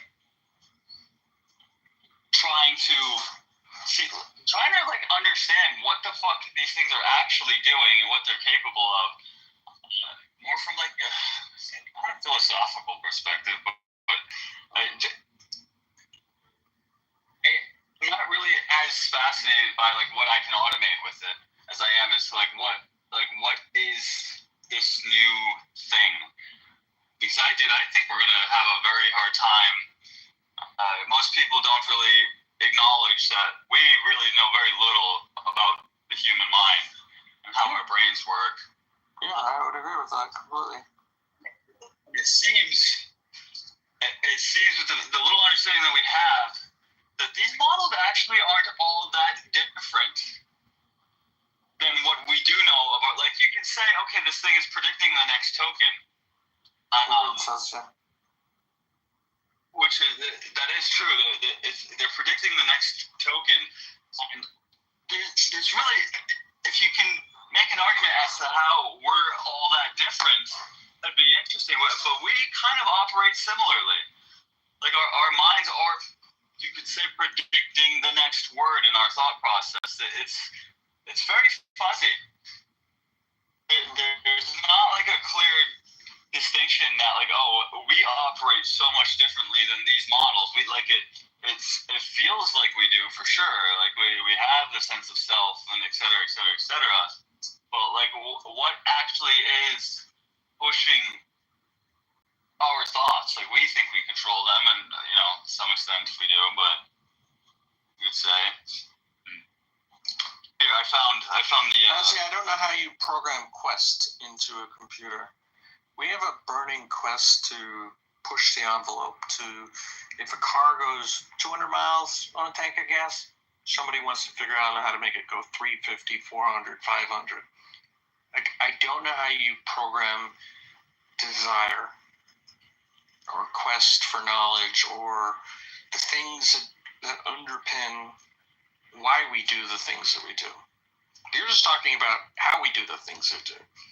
But what pushes us, what propels us, is emotional. How the hell do you code that? How do you get a computer excited to continue day after day after day, slogging through a problem? Like synthetic dopamine? Yeah, essentially. Thomas Edison, man, the shit that came out of Menlo Park. Yeah, he fell flat on his head like day after day after day until he got it right.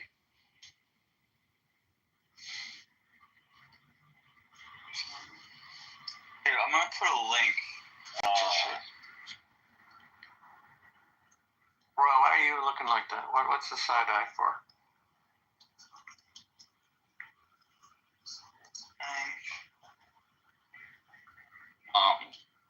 I'll find the page and I can send it to you in Telegram.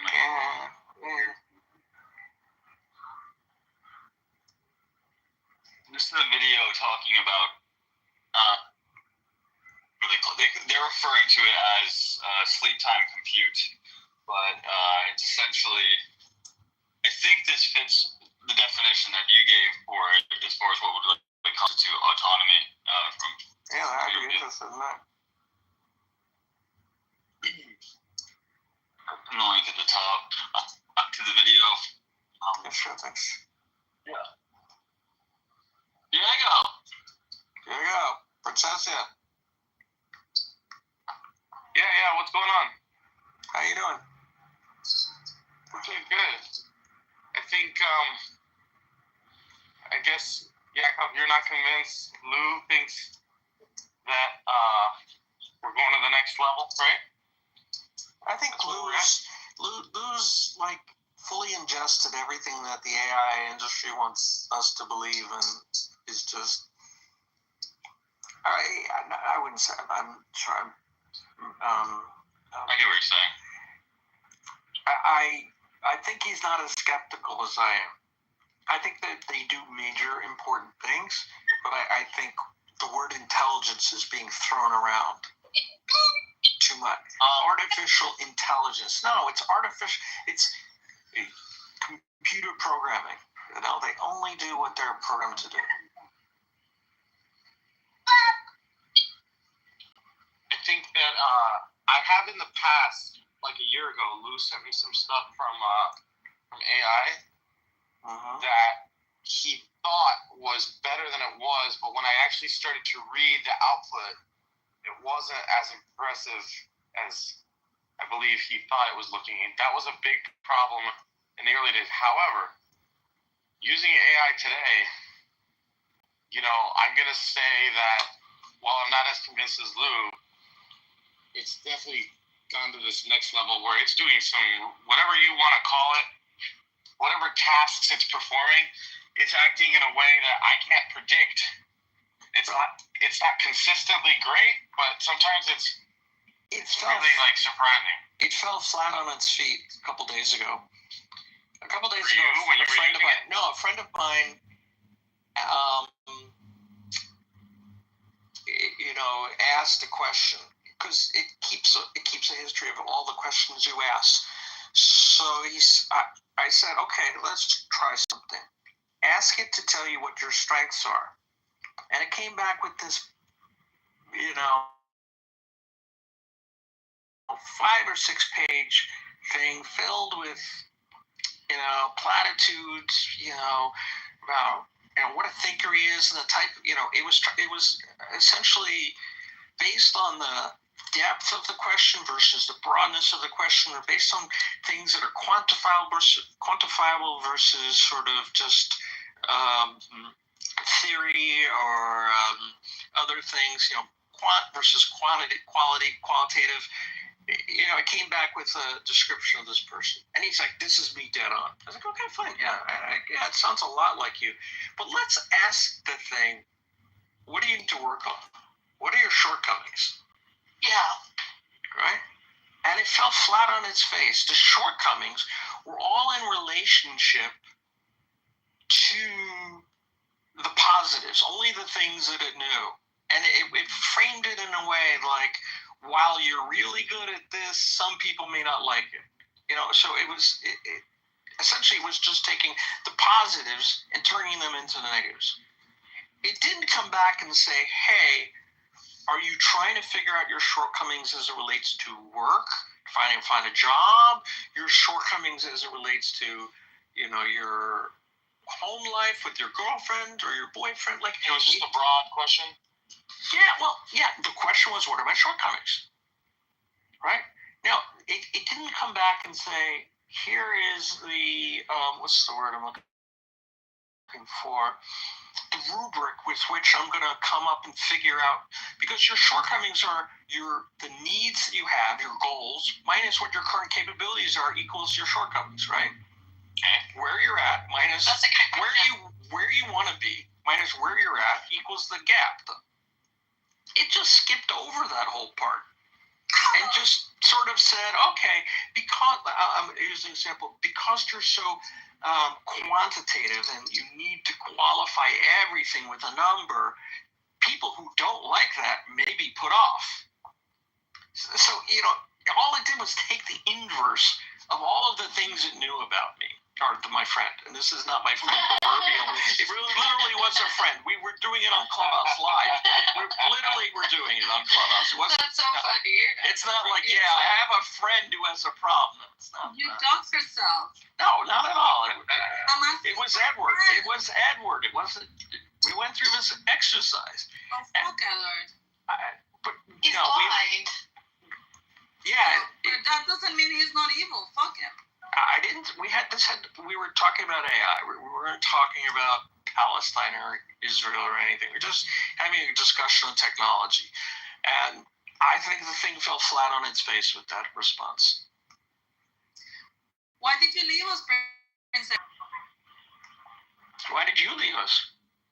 Oh, because I went to speak to my sister. Which one? Both of them. Oh, both of them, right? Yeah, but I was helping my niece during the weekend with math because she's gonna have a test today. So. Ooh, what kind of math? Math? No, math. Math, M-A-T-H, right? Yeah. No, what type? Just like she's 10. She's 10. starting to see. Word problem. Fraction. Fraction. Yeah. Adding fractions with unlike denominators.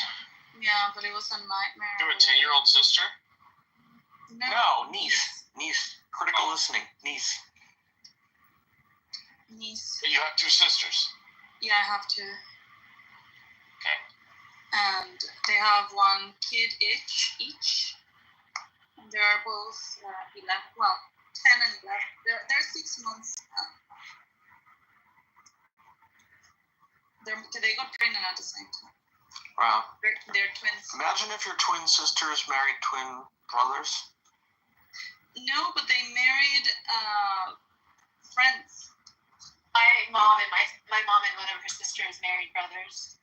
There's this really interesting genetic thing where but that's normal, because you guys have got a lot of inbreeding. No, that's not it. It's not it.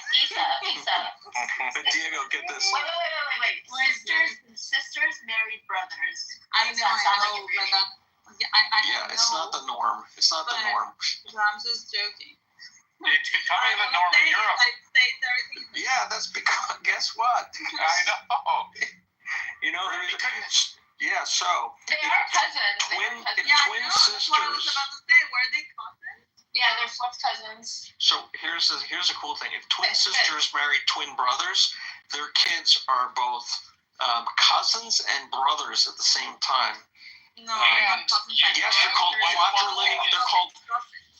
They're called quadrilineal twins because the mothers, they inherit the same DNA from their mother and the same DNA from their father. So 50% is from both their mother and from their aunt, and 50% is from their father and their uncle. So they're cousins and brothers at the same time.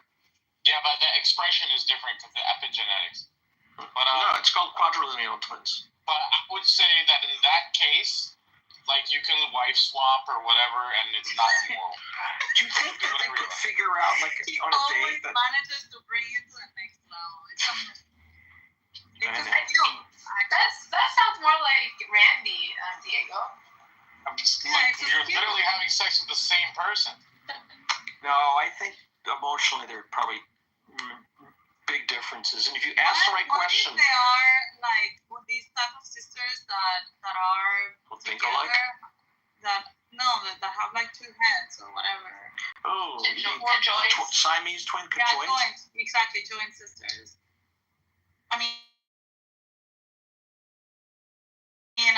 fantasy, right? It's 4 boobs, Did you see? No. Did you see 2 heads. Did you see the women? I think they're in Ohio. 2 heads, 2 breasts, 1 uterus. So, and one of them got pregnant. And apparently, or they got married. One of the heads, I don't know which, got married to a guy. But somehow, like, I could make a claim legally that they both, since there's 1 uterus, both parents could claim that they are the mother. But apparently one is just claiming that she's the mother. I don't know how that works when you share 1 uterus. The law has its limitations. What? The law has its limitations. Yeah, it wasn't built to deal with this situation. Yeah, I don't know that it can be. No. I mean, I don't know about that particular case, but sometimes. They got married 2 years ago in silence. No one, they kept it a secret. Let me see if I can find it. I'll find the picture. I'll find the article. What's really going to frustrate the government is regular people using AI like Lou and discovering these loopholes that cannot be, fixed. What loopholes?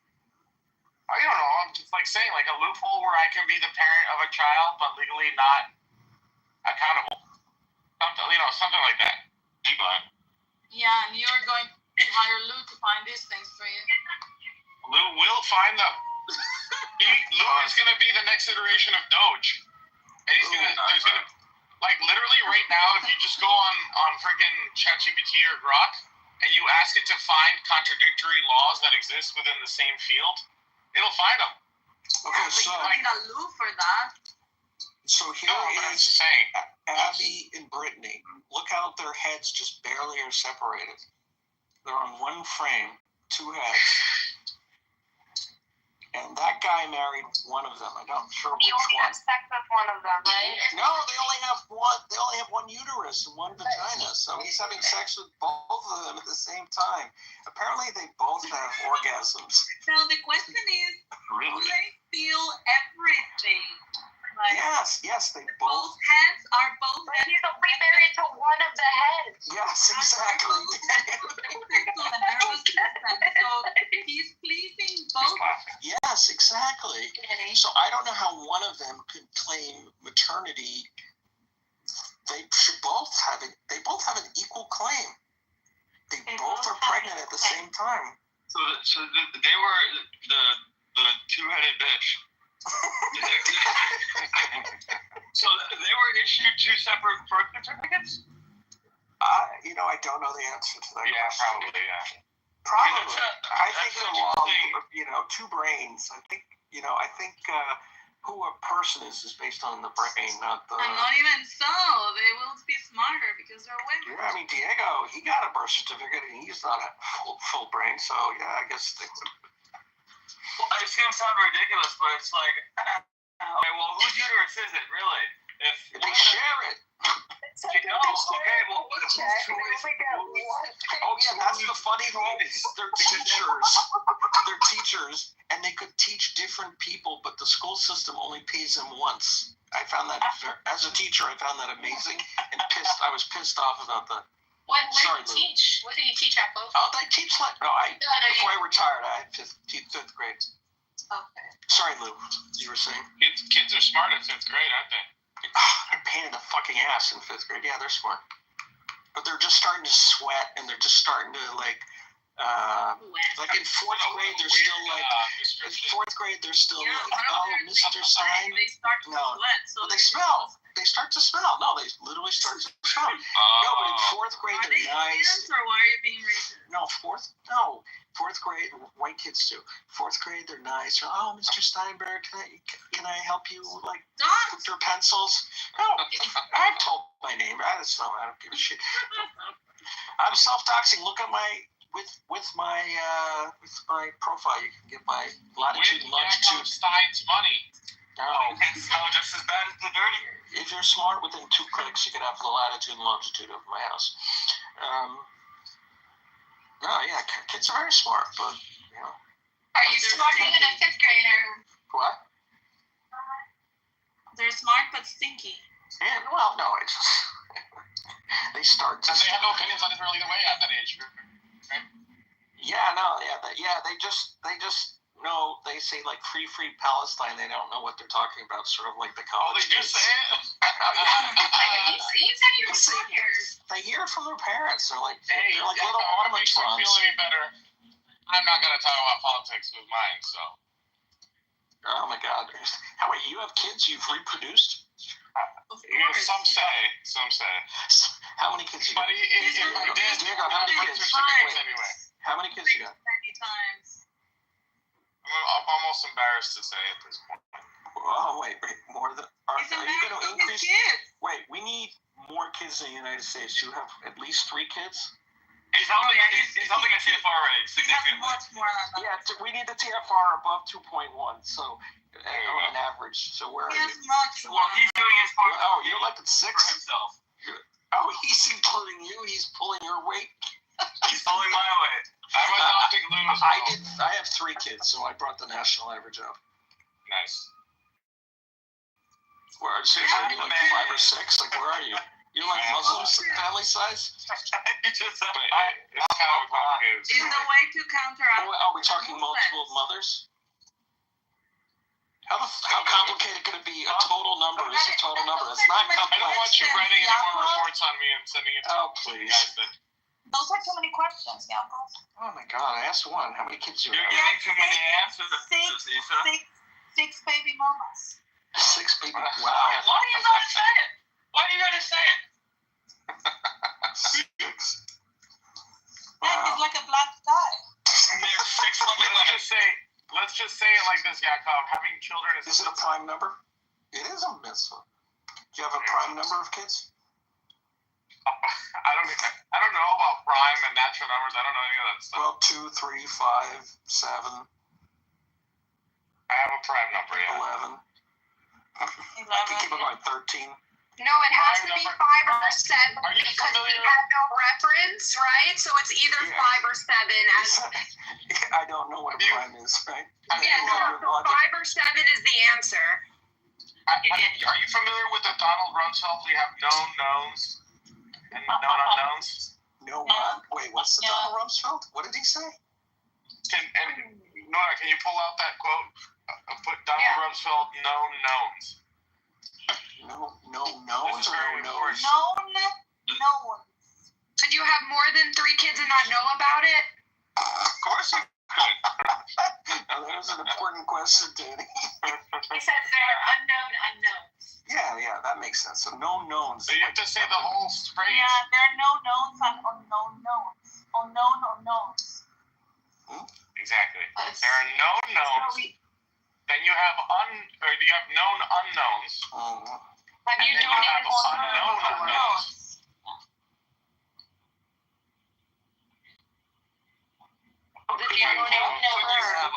Let's just say that.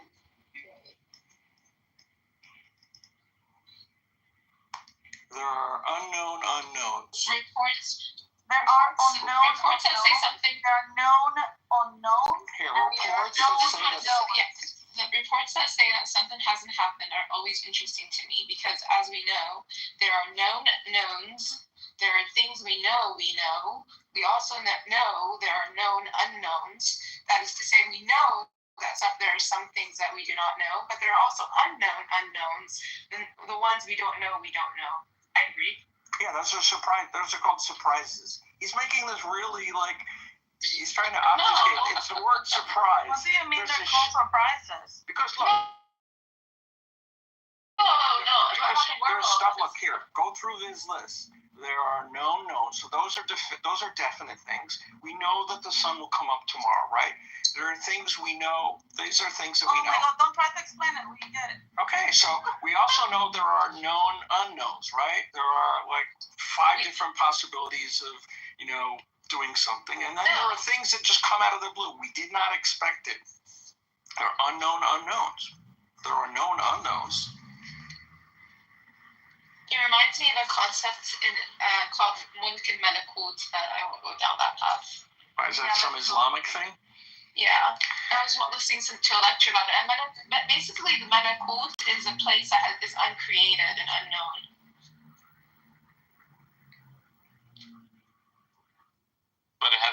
Amazing. That's the name. There you go. Yeah. And the month is everything in the. You promised you were not going to get into it. Oh my God, Issa. Let's just say this at the teacher conferences, Yakov. It's interesting. People with many children are always your favorite parents. Come on. Well, I don't know. My friend came from a big family, but her parents, I don't know. What's a big family? Tommy? obese. I have a friend with 11. I think My mom got on birth control at 28. I wish she didn't. Well, it's her body choice. How many brothers do you have, Princess? That's 3 You don't brothers. answer that. You don't know. Only 3? Yeah. Well, that's a small family for a Muslim. Yeah, she got on birth control at 28. She finished having all this by 28. Wow. How many children? I agree with that. Look at Meyer. He's got 9 I didn't agree with that children. either. I don't agree with that either. Does he? Wild. 9 kids.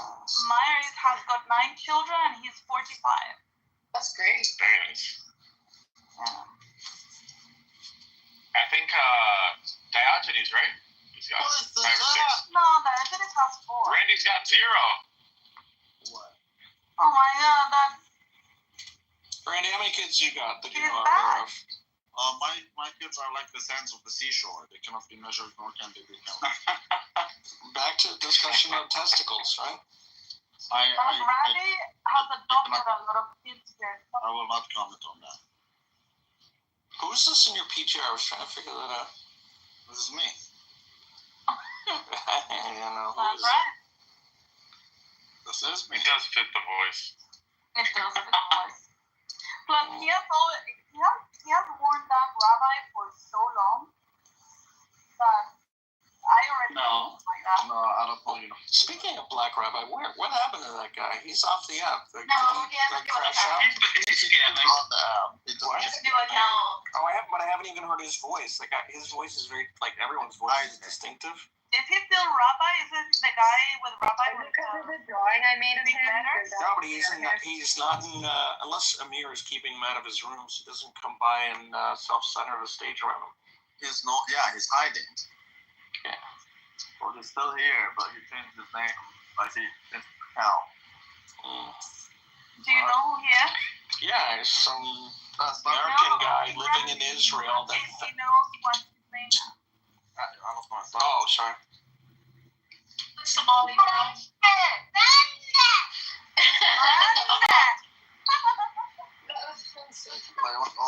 He Put those kids in line. He has like 6 kids behind him, and they're all screaming. So cool. That's right. Do you see how they scream your name? That's right.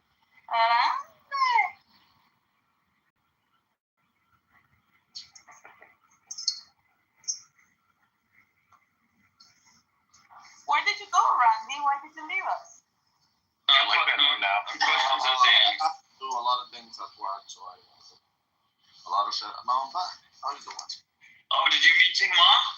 Wait, I thought you get like the equivalent of food stamps in Canada. You work? You're racist. No, I'm not. I just thought he didn't do anything. It has nothing to do with the color of his skin. How do you think I don't do anything if we were literally talking about, if we were talking about geospatial programs like QGIS or whatever? You could be very intelligent and drop out and live on the government's dime. No, I told you I literally need something like that for my work. I still don't work QGIS. It's very slow, man. It gets the job done though. Hey, Randy, in New York, you'll get $7,000 credit per child. We get a lot of money. We get like 800. Wow, are you shitting me? So, wait, is that retroactive? No, obviously not. Because I have 3 kids in their 20s and 30s. I think you have to be under a certain amount of money, like $30,000 a year. Yeah, no Jew required. No Jew will fit that. How does that What are you talking about? All of Williamsburg and those areas, they're doing it. Yeah, but as a percent of Jewish population in New York, they're insignificant. if I make $30,000 as a household and I have 5 kids, are you saying that? Yeah, you are seriously in the poorhouse. No. I'm saying, like, are you saying that, first of all, my 30K doesn't get taxed, but I also get, like, I'll get paid out 50K? Is that You get paid out 50K, but you do get taxed on the 30. Who makes 30K? No one makes 30K. A lot of people make 30K. Wait, you get 50K non-taxable cash from the state of New York? I'm serious. My friend has 4 kids and he does it. That's if your salary is how He's much? Dominican. He's a legal alien, probably. That's if No, your he's legal. less than 30K. I mean, what He's can 30K demonstrated do? a lot of cool stuff. If 30K can't do shit in New York. No, I was trying like so it's not just like a credit, like it's a write-off, like it's literally it's a charge. Wow, that's crazy. Yeah. How much does he get? And that was $7,000 10 years ago. I don't know if it's gone up by now. Isabel, you are the definition of repetition teacher. No, but wait. Is he saying that that's what he makes and then he is able to claim from the government? My God. What he receives from the government? She gets me gassed. What's going on? Why are you? Are you talking about like the? Are you talking about the EITC? No one's pissed at Isabel. She just requires a lot. I don't know what it's called, but it's a child tax credit. Income tax credit. But that's at the credit? federal level. That's not a state thing. No, he told me it was from the state. Everything is a state thing if you actually think about it. No, everything is not. State of mind? Would really surprise me if anybody was getting Well, the state 30 grand from the state, which would have like 30 children. The state can leave the union, therefore everything is the state. No, there are things that are taxed at the state level and benefits from the state level, and there are things that are taxed at the federal level and benefits from the federal level. There's a two-tier hierarchy. Yeah, but the state can leave the federal union. No, actually the states can leave. That's what the Civil War was about, Randy. You can't leave. You can't. There's nothing. That's one issue that we have in our government is there's no clause for leaving. It's once in, that's it. So are you telling me if the great people of Texas decide to leave the United States of America, they can? They can't. They tried. They tried. They legally can't. Wow, so you guys are very Muslim. Like people can join you, but they can't leave you. Most like the Hotel California. That's the whole point. They can join you if they can.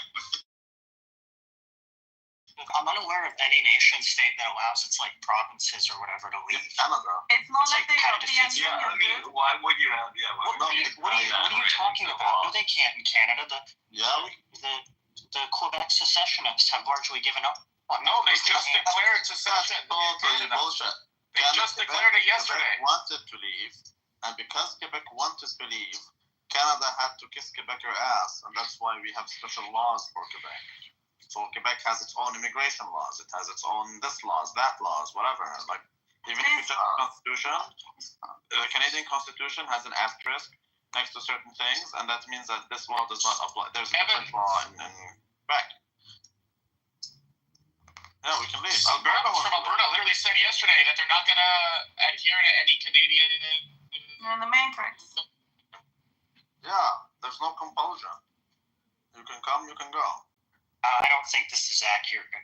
I don't think How so. about you ask ChatGPT? In America, we call it secession. I don't know. Canada is kind of like a different. They're so isolated in a way where I guess you could. If that were the see how case, it could work, Canada would but, like, already be balkanized, and so would be the U.S. Yeah, but no, because Yes. no, because the federal that's not true. California Federal would government- already not be part of the My U.S. God, doesn't get it. But the federal government in Canada, it's a confederation in Canada, and the federal government stamps for Quebec because Quebec is the only one that wanted to separate. Now, French ass. Now Alberta wants to separate. No, not because of that, but because Quebec is the most populated province. So Canada is already very underpopulated. if you're gonna take away the second largest population, then that's something, you know. Regardless, no, Alberta and Saskatchewan want to separate. Well, I heard that it was Alberta that they said, like, you know what, we're not even going to pay taxes to the federal government anymore. We're done. Because in Canada we have something called equalization payments, which means basically every province should have the same standard of living. So the haves always give the have-nots, and Alberta is the only actually productive province. So basically, if Alberta leaves, then we're all broke. Yeah, like Canada. So what are their demands? Like, what do they want? They just change Alberta. Yeah. They want to be respected. So Quebec was demanding they want to leave, and if you want us to stay, then you're gonna respect our distinct identity, and you're gonna, you know, all of that stuff. So Albertans now they're asking for representation and being. So basically, okay, you remember the Americans how in 1776 they did the Declaration of Independence because they believed that there's taxation without representation and whatever, and we're paying tax to the English, but we're not represented in their parliament. So we have a similar situation going on here where it is exploitative and all of that stuff because we're basically paying tax and doing all these things. However, everything is controlled by the East Coast. Albertans are telling you we pay 60% of the funds of everything in this country, but we get nothing. In fact, we're just simply being punished all the time. We're being treated like what, Randy? Use a term that we would understand. I mean, Alberta is very oil intensive, and then we're trying to shut down everything oil related. By the way, Canada can I set him up for that one, Lou, and he didn't take it. We can be the richest country. We can be far richer than Norway. We can be far richer than Switzerland. Canada has the resource-wise and capability of education of people and whatnot. I don't think there's any country on earth. Why don't you then? Because we have ideologues. We have leftists who, for example, we were all going to die in 5 years because of global warming. But if it wasn't for the leftists, how would you be in Canada right now? That's true. She's got a point. No, she doesn't, because the conservatives in Canada are super far left to begin with. And they need that Yeah, but you were Randy able to make it to Canada because of the progressive rules of immigration. No, conservatives in Canada. There's like conservatives. But that's her point. If it were not for the liberals, you wouldn't be able to be in Canada right now. That's not true. It's much harder to be an immigrant in Canada than in the US, for example, because we have a welfare system. My God. Yeah. Look at the size of this thing. When you have a welfare system, it's much harder for you to become an immigrant because then they're going to be spending on you and shit. The only way you can come to Canada as an immigrant is if you have like a master's degree. Which you lack. I do have a master's degree. I came as he's a DEI immigrant. But it's very easy in Jordan to get a master's degree. Don't you got just it from be a teacher then? He got it from Lebanon. You have to get your education in Canada. No, you ask the king, and the king just gives it to you. There you go. That's right. You get your education in Canada. Oh, you didn't have a master's degree. I got my master's degree in Canada. So you're saying to be in a program or what? You just have Yeah. a lot of money. I thought he went to the American University in Jordan. What are you talking about? Stocks. No, I didn't study in Jordan. But that's undergrad anyways. It's not in Jordan, no. I'm talking about grad school. So if you look at the stats, like immigrants are much more educated than Canadians. That's because we come here through education. International students. Oh, Lebanon is the country I'm thinking of. Sorry. Oh, Lebanon. Oh, Lebanon. I just that's my undergrad square. My country, 'tis of thee. How are the women there? Oh, Lebanon is a top tier country of the region. Top tier ass. Nah. Oh, I wasn't talking about that. I was just saying, just I thought that's in terms of how much I like them. It is top tier ass. It is top tier in many ways. It is lowest tier in other ways. Oman is pretty cool too. What is? He said his imam. Oman. Your mom. Oman country. Oman. He doesn't get it. My God, we're trolling him. Oman is very underrated. I know, yeah, it's very, very cool. I don't know much about it except for Not class I Korea. took a while ago. And then I watched the Anthony Bourdain episode on Oman. I'm so sad that he killed himself. Yeah, I just listened to his book. It was very good. I highly recommend it if you haven't. The Kitchen Confidential. Dude, I really enjoyed watching his show. I'm not even like... Disa, even you think it. You know who did it. For culinary. The Clintons. Oh, yeah, the Clintons. And he left a pretty well thought out note. Well, that would be difficult to fake. Yeah, you can't. Is there a conspiracy behind his suicide? But we could start one. Okay. Oh, yeah, his pedophilic girlfriend and the whole Epstein thing. Epstein. I'm really, dude. You know what, Randy? We shouldn't even. They're never gonna accept that Epstein didn't do anything wrong. They want to spew anti-Semitic hate. Well, speaking of anti-Semitic hate, I'm just walking by the bar that just had the controversy with Barstool Sports and stuff. I don't know if you guys heard about it. Yeah, why didn't he chimp out, dude? What? Big deal. What happened? Tell me. Oh my God, you gotta hear this one. So at this bar that I'm walking by right now, some I imagine kids, like college students, ordered like bottle service. And when you get bottle service at like certain clubs and bars, they'll come out with like sparklers and like a sign, and you can like pick what you want to put on the sign. Usually it's something like "Happy Birthday, Jeffrey" or whatever, you know.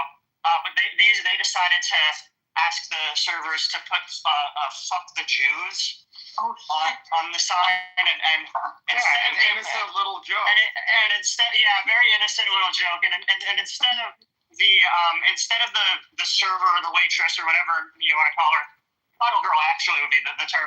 Instead of the bottle girl thinking to herself like, maybe I like shouldn't do this, they just did it. She said the customer's always right. right. Reason she's a bottle girl. Hold on. Yeah. Keep going. Oh yeah, so actually, like I wouldn't even say. I mean, like they obviously they fired. What happened? Shut up. So they fired the employees, and then Dave Partnoy reached out to the parents of the kids and asked them if he would let them send their kids to Auschwitz to do like a tour of the camps. As like he said he wanted to turn it into like a learning educational experience. So that's what you were saying before, Diego, about sending someone to Auschwitz. Okay. So the "fuck the Jews" didn't have anything to do with the war going on. They were denying the Holocaust or what? What if they put at the bar they put Muhammad was a pedophile? That would have been amazing. Would they it would have been promoted, and I honestly would have. No, they wouldn't have promoted it. I'm just wondering if they would fire them. Oh, of course they fucking would. If they would send them to Saudi Arabia. But no reason why they shouldn't be able to promote if they want to fucking promote that. Well, what you're missing here is that Dave Portnoy lost his shit. I mean, he went absolutely crazy. He really didn't. I mean, I watched the videos of him responding. He said, "I was fuming. That's what he said." Yeah, he was. He said he was gonna fire everybody. He said he was gonna fire everybody. But he ultimately decided against doing that. Yeah, because his attorneys told him not to. But how does Portnoy relate to these bars? Is he the owner? He's the owner. Yeah. Okay. I'm just wondering if they would fire the people who put Muhammad's foot, and if they would send them to Saudi for education. Oh, that's good actually. He was clearly upset, but he ultimately had a pretty measured response, and I think You mean the attorney had a measured response? I think you don't always have to listen to your attorney, as we've learned. So. So he listened to his maybe not. Ultimately after getting, I think it's reasonable to like get upset, but then it's your job as like an adult to like calm down and come to like a responsible plan. But Evan, let's just talk about this guy for a second. You understand that Dave Portnoy became famous for posting a picture of an infant naked, right? That's how he became famous. I'm pretty sure he created this little. Diego, I'm pretty sure he created this thing called Barstool Sports. I don't know if you've heard of it. It's a little like a media publication. He posted a picture of Tom Brady's son, dude. Look it up. Just put Dave Portnoy, Tom Brady's son. Now, what I'm trying to say is here, are you familiar, and this is no pun intended that she's also Jewish, the Barbra Streisand effect? Oh, I love Barbra Streisand. Yeah. So that's what's going to happen now. Now that we know we can trigger him like that, people are going to do it. Because it was his bar. Is that the? Well, I mean, I don't think. I didn't know it was actually his. Yeah. I mean, that's obviously the primary reason why is because his name is attached to it. But beyond that, he's is he Jewish himself? I don't know if he's Jewish himself. I don't think he's Jewish. I don't think he's Jewish. Have you seen him try to put a nail into a board? Regardless, he's an ally of the people in the great state of Israel. So he's going to stand against anti-Semitism. Good on him. I would feel just as bad if a bar posted "fuck the Palestinians." We don't need this kind of language. Would you feel bad if they said "fuck Guatemala"? What about what they're actually doing, Evan? You don't feel bad about that? I do. A lot of that's quite bad. I feel very bad for the civilians who are dying. Okay. Would you feel bad if they said "fuck Guatemala"? When he says that, I don't think he likes. I don't know. Maybe he does. Evan, I have a question for you. Do you know what today is the anniversary of? There's nothing wrong with Messi. What? The Kent State protesters were killed for protesting Vietnam. You guys are very. There's nothing wrong with that. And one day they're going to kill the Palestinian protesters too. They're taking too much time. There's nothing wrong with killing. I honestly I don't know if I would have an issue with that. I think we would. Yeah. I mean, have you just seen what Canada did to us during COVID?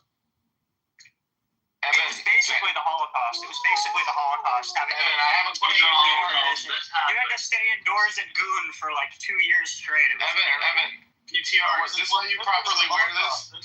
They literally put us in camps. Yeah. PTR, is that how you wear it? A lot of people died. Oh, that's not. Usually it's a little bit farther back to cover your bald spot, but that's. Yeah, you should go. What's he doing? I think Trump wore it better when he kissed the wall. Who was that? Why does he look so? That's so. That photo makes him look bad. Diego, did you see that video of that college student? He's a fat old Jewish man. They were asking college students like political questions, and one of them they asked was like, what are the 3 requirements to live in the United States or to be president of the United States? And one of them was like, you have to be 35 years old, you have to be born in the United States, or you have to be like a U.S. born citizen. And then the other kid was like, don't you also have to kiss that wall? Wow. And then nobody else knew what he was talking about. It was a pretty funny one. I laughed at that one. That was a good one. It was good. It was great delivery too. That was the thing of like the non-specificity of that wall. I think was what sold it. But it's true, Great response, actually. If you say, don't you have to support Israel? Then it's like, that's weird. Even though why does the British royal family all have a personal memorial? I don't know why there's so many photos of Trump with Jeffrey Epstein. We might not know the answers to these questions. How many times are there a lot? Can you prove that? No. Look, they don't like. Evan doesn't like Trump. These people don't like Epstein. We're not gonna. I don't think Epstein. Can you prove? I agree with you. Can you prove it though? Can you prove that Epstein did anything? No, they can't prove a goddamn thing. All they can prove is that they're anti-Semitic. It is an anti-Semitic attack. Yes. Here's a Why can't you just be straightforward? You don't like Epstein.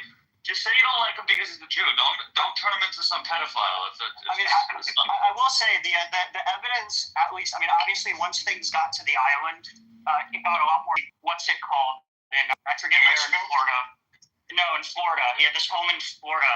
Forget the neighborhood. Very nice neighborhood. And he was like paying underage girls to like come over and give him massages, and then like also like maybe like do other stuff to him. Have you heard of In his egg-shaped penis? No.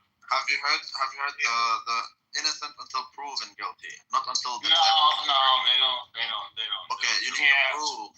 Where's the proof? Oh yeah, I mean the proof was pretty overwhelming in court, and honestly that was dismissed on pretty spurious grounds, likely relating to corruption with the judge. I mean that's all like pretty well documented. I'm not gonna wrap.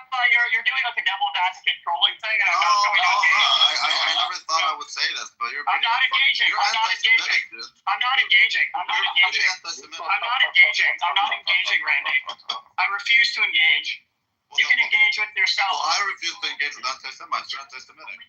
That thing that you're talking about, Ewan, is in a Netflix documentary. It's a 6 episodes. Jacob, that's what I watch. What are we not filthy rich. They're attacking Jeffrey Epstein, and they're trying to make him seem like things he's not just because he's a Jew. It's possible that the things that are making him seem to be could be true, but they just don't have the proof. He was just a guy that likes massages. Trump, he just likes young women, just like Epstein likes young women. Prove it.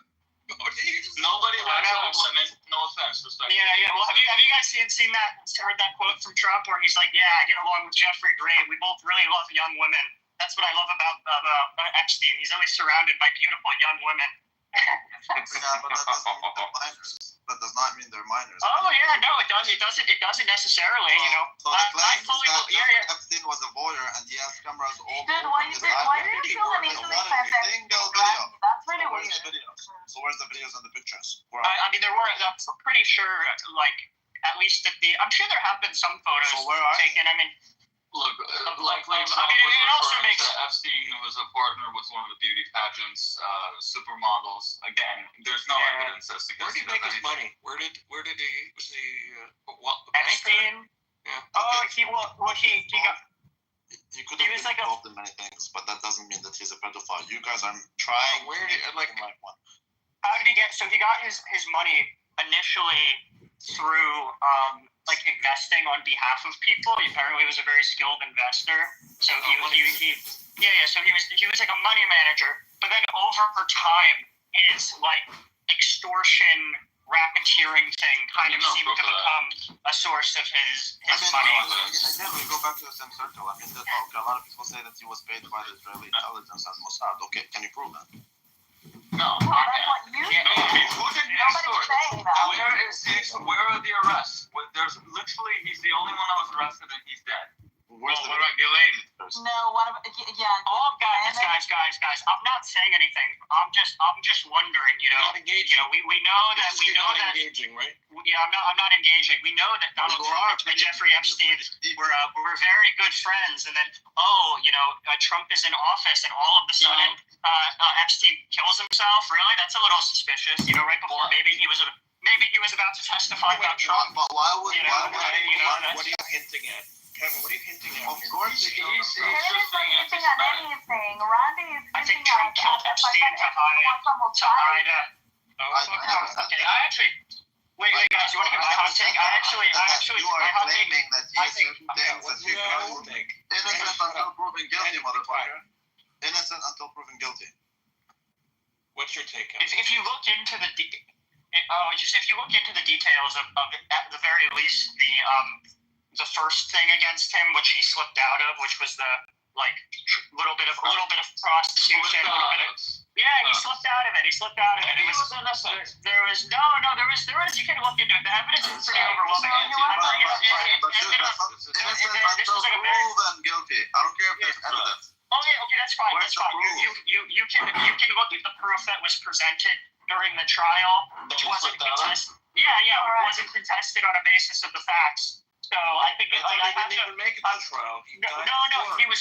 This was a previous one.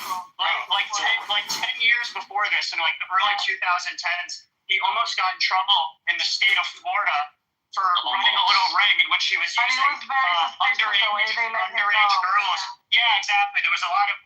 I would need to. It's been a while since I watched it, but I thought that Filthy Rich documentary was pretty compelling. You sound like a conservative with the whole Trump case. Right now it sounds like the rebel. No, this is ridiculous. It got like thrown out. Nothing came of it. So all I'm saying is that Trump is on the flight logs. Trump, according to Epstein, Trump and him were best friends for over 10 years in Epstein's own words. In Epstein's own words. But anything wrong? There's nothing wrong. I'm honesty more than anything. Well, why do you feel that that's a bad thing? I'm simply pointing out the double standard from the conservative pedophile hunters who are calling every single fucking person a pedophile, except conservatives love talking about Epstein, but all of the most fucking like how. Look, I don't think anything. No, hold on. Bill Clinton, I'm getting to be objective. He did nothing wrong being on his flights 23 times. And prove to me that Epstein did something wrong before I can accuse someone as being guilty by association. Exactly. Can he prove the guy is pedophiles? Or is prove that Epstein is? Yeah, I'd say there's enough evidence to say that Epstein. Well, technically, he'd be like a hebephile or whatever. Okay, exactly. So we found a Jew we can attack. You guys are anti-Semitic. That's all it is. Because you can't prove that he is these things. You just wanna believe it. Fine, go ahead and do that. Innocent until proven guilty. Yeah. Maybe that's why he got killed. Do you think that guilty people ever evade accountability in the legal system? No, I'm saying that you are innocent until proven guilty. Not evidence that you're guilty. So unless you're proven guilty, you are automatically I agree legally, obviously. Like, this is the foundation of our legal system. However, as like individuals, we're allowed to make judgments, and we all know that the legal system doesn't always work appropriately. I agree with that. I'm literally telling you the guy is accused. Yeah, right, Diego. I mean, that's like obvious, right? Like, the guy is accused of being a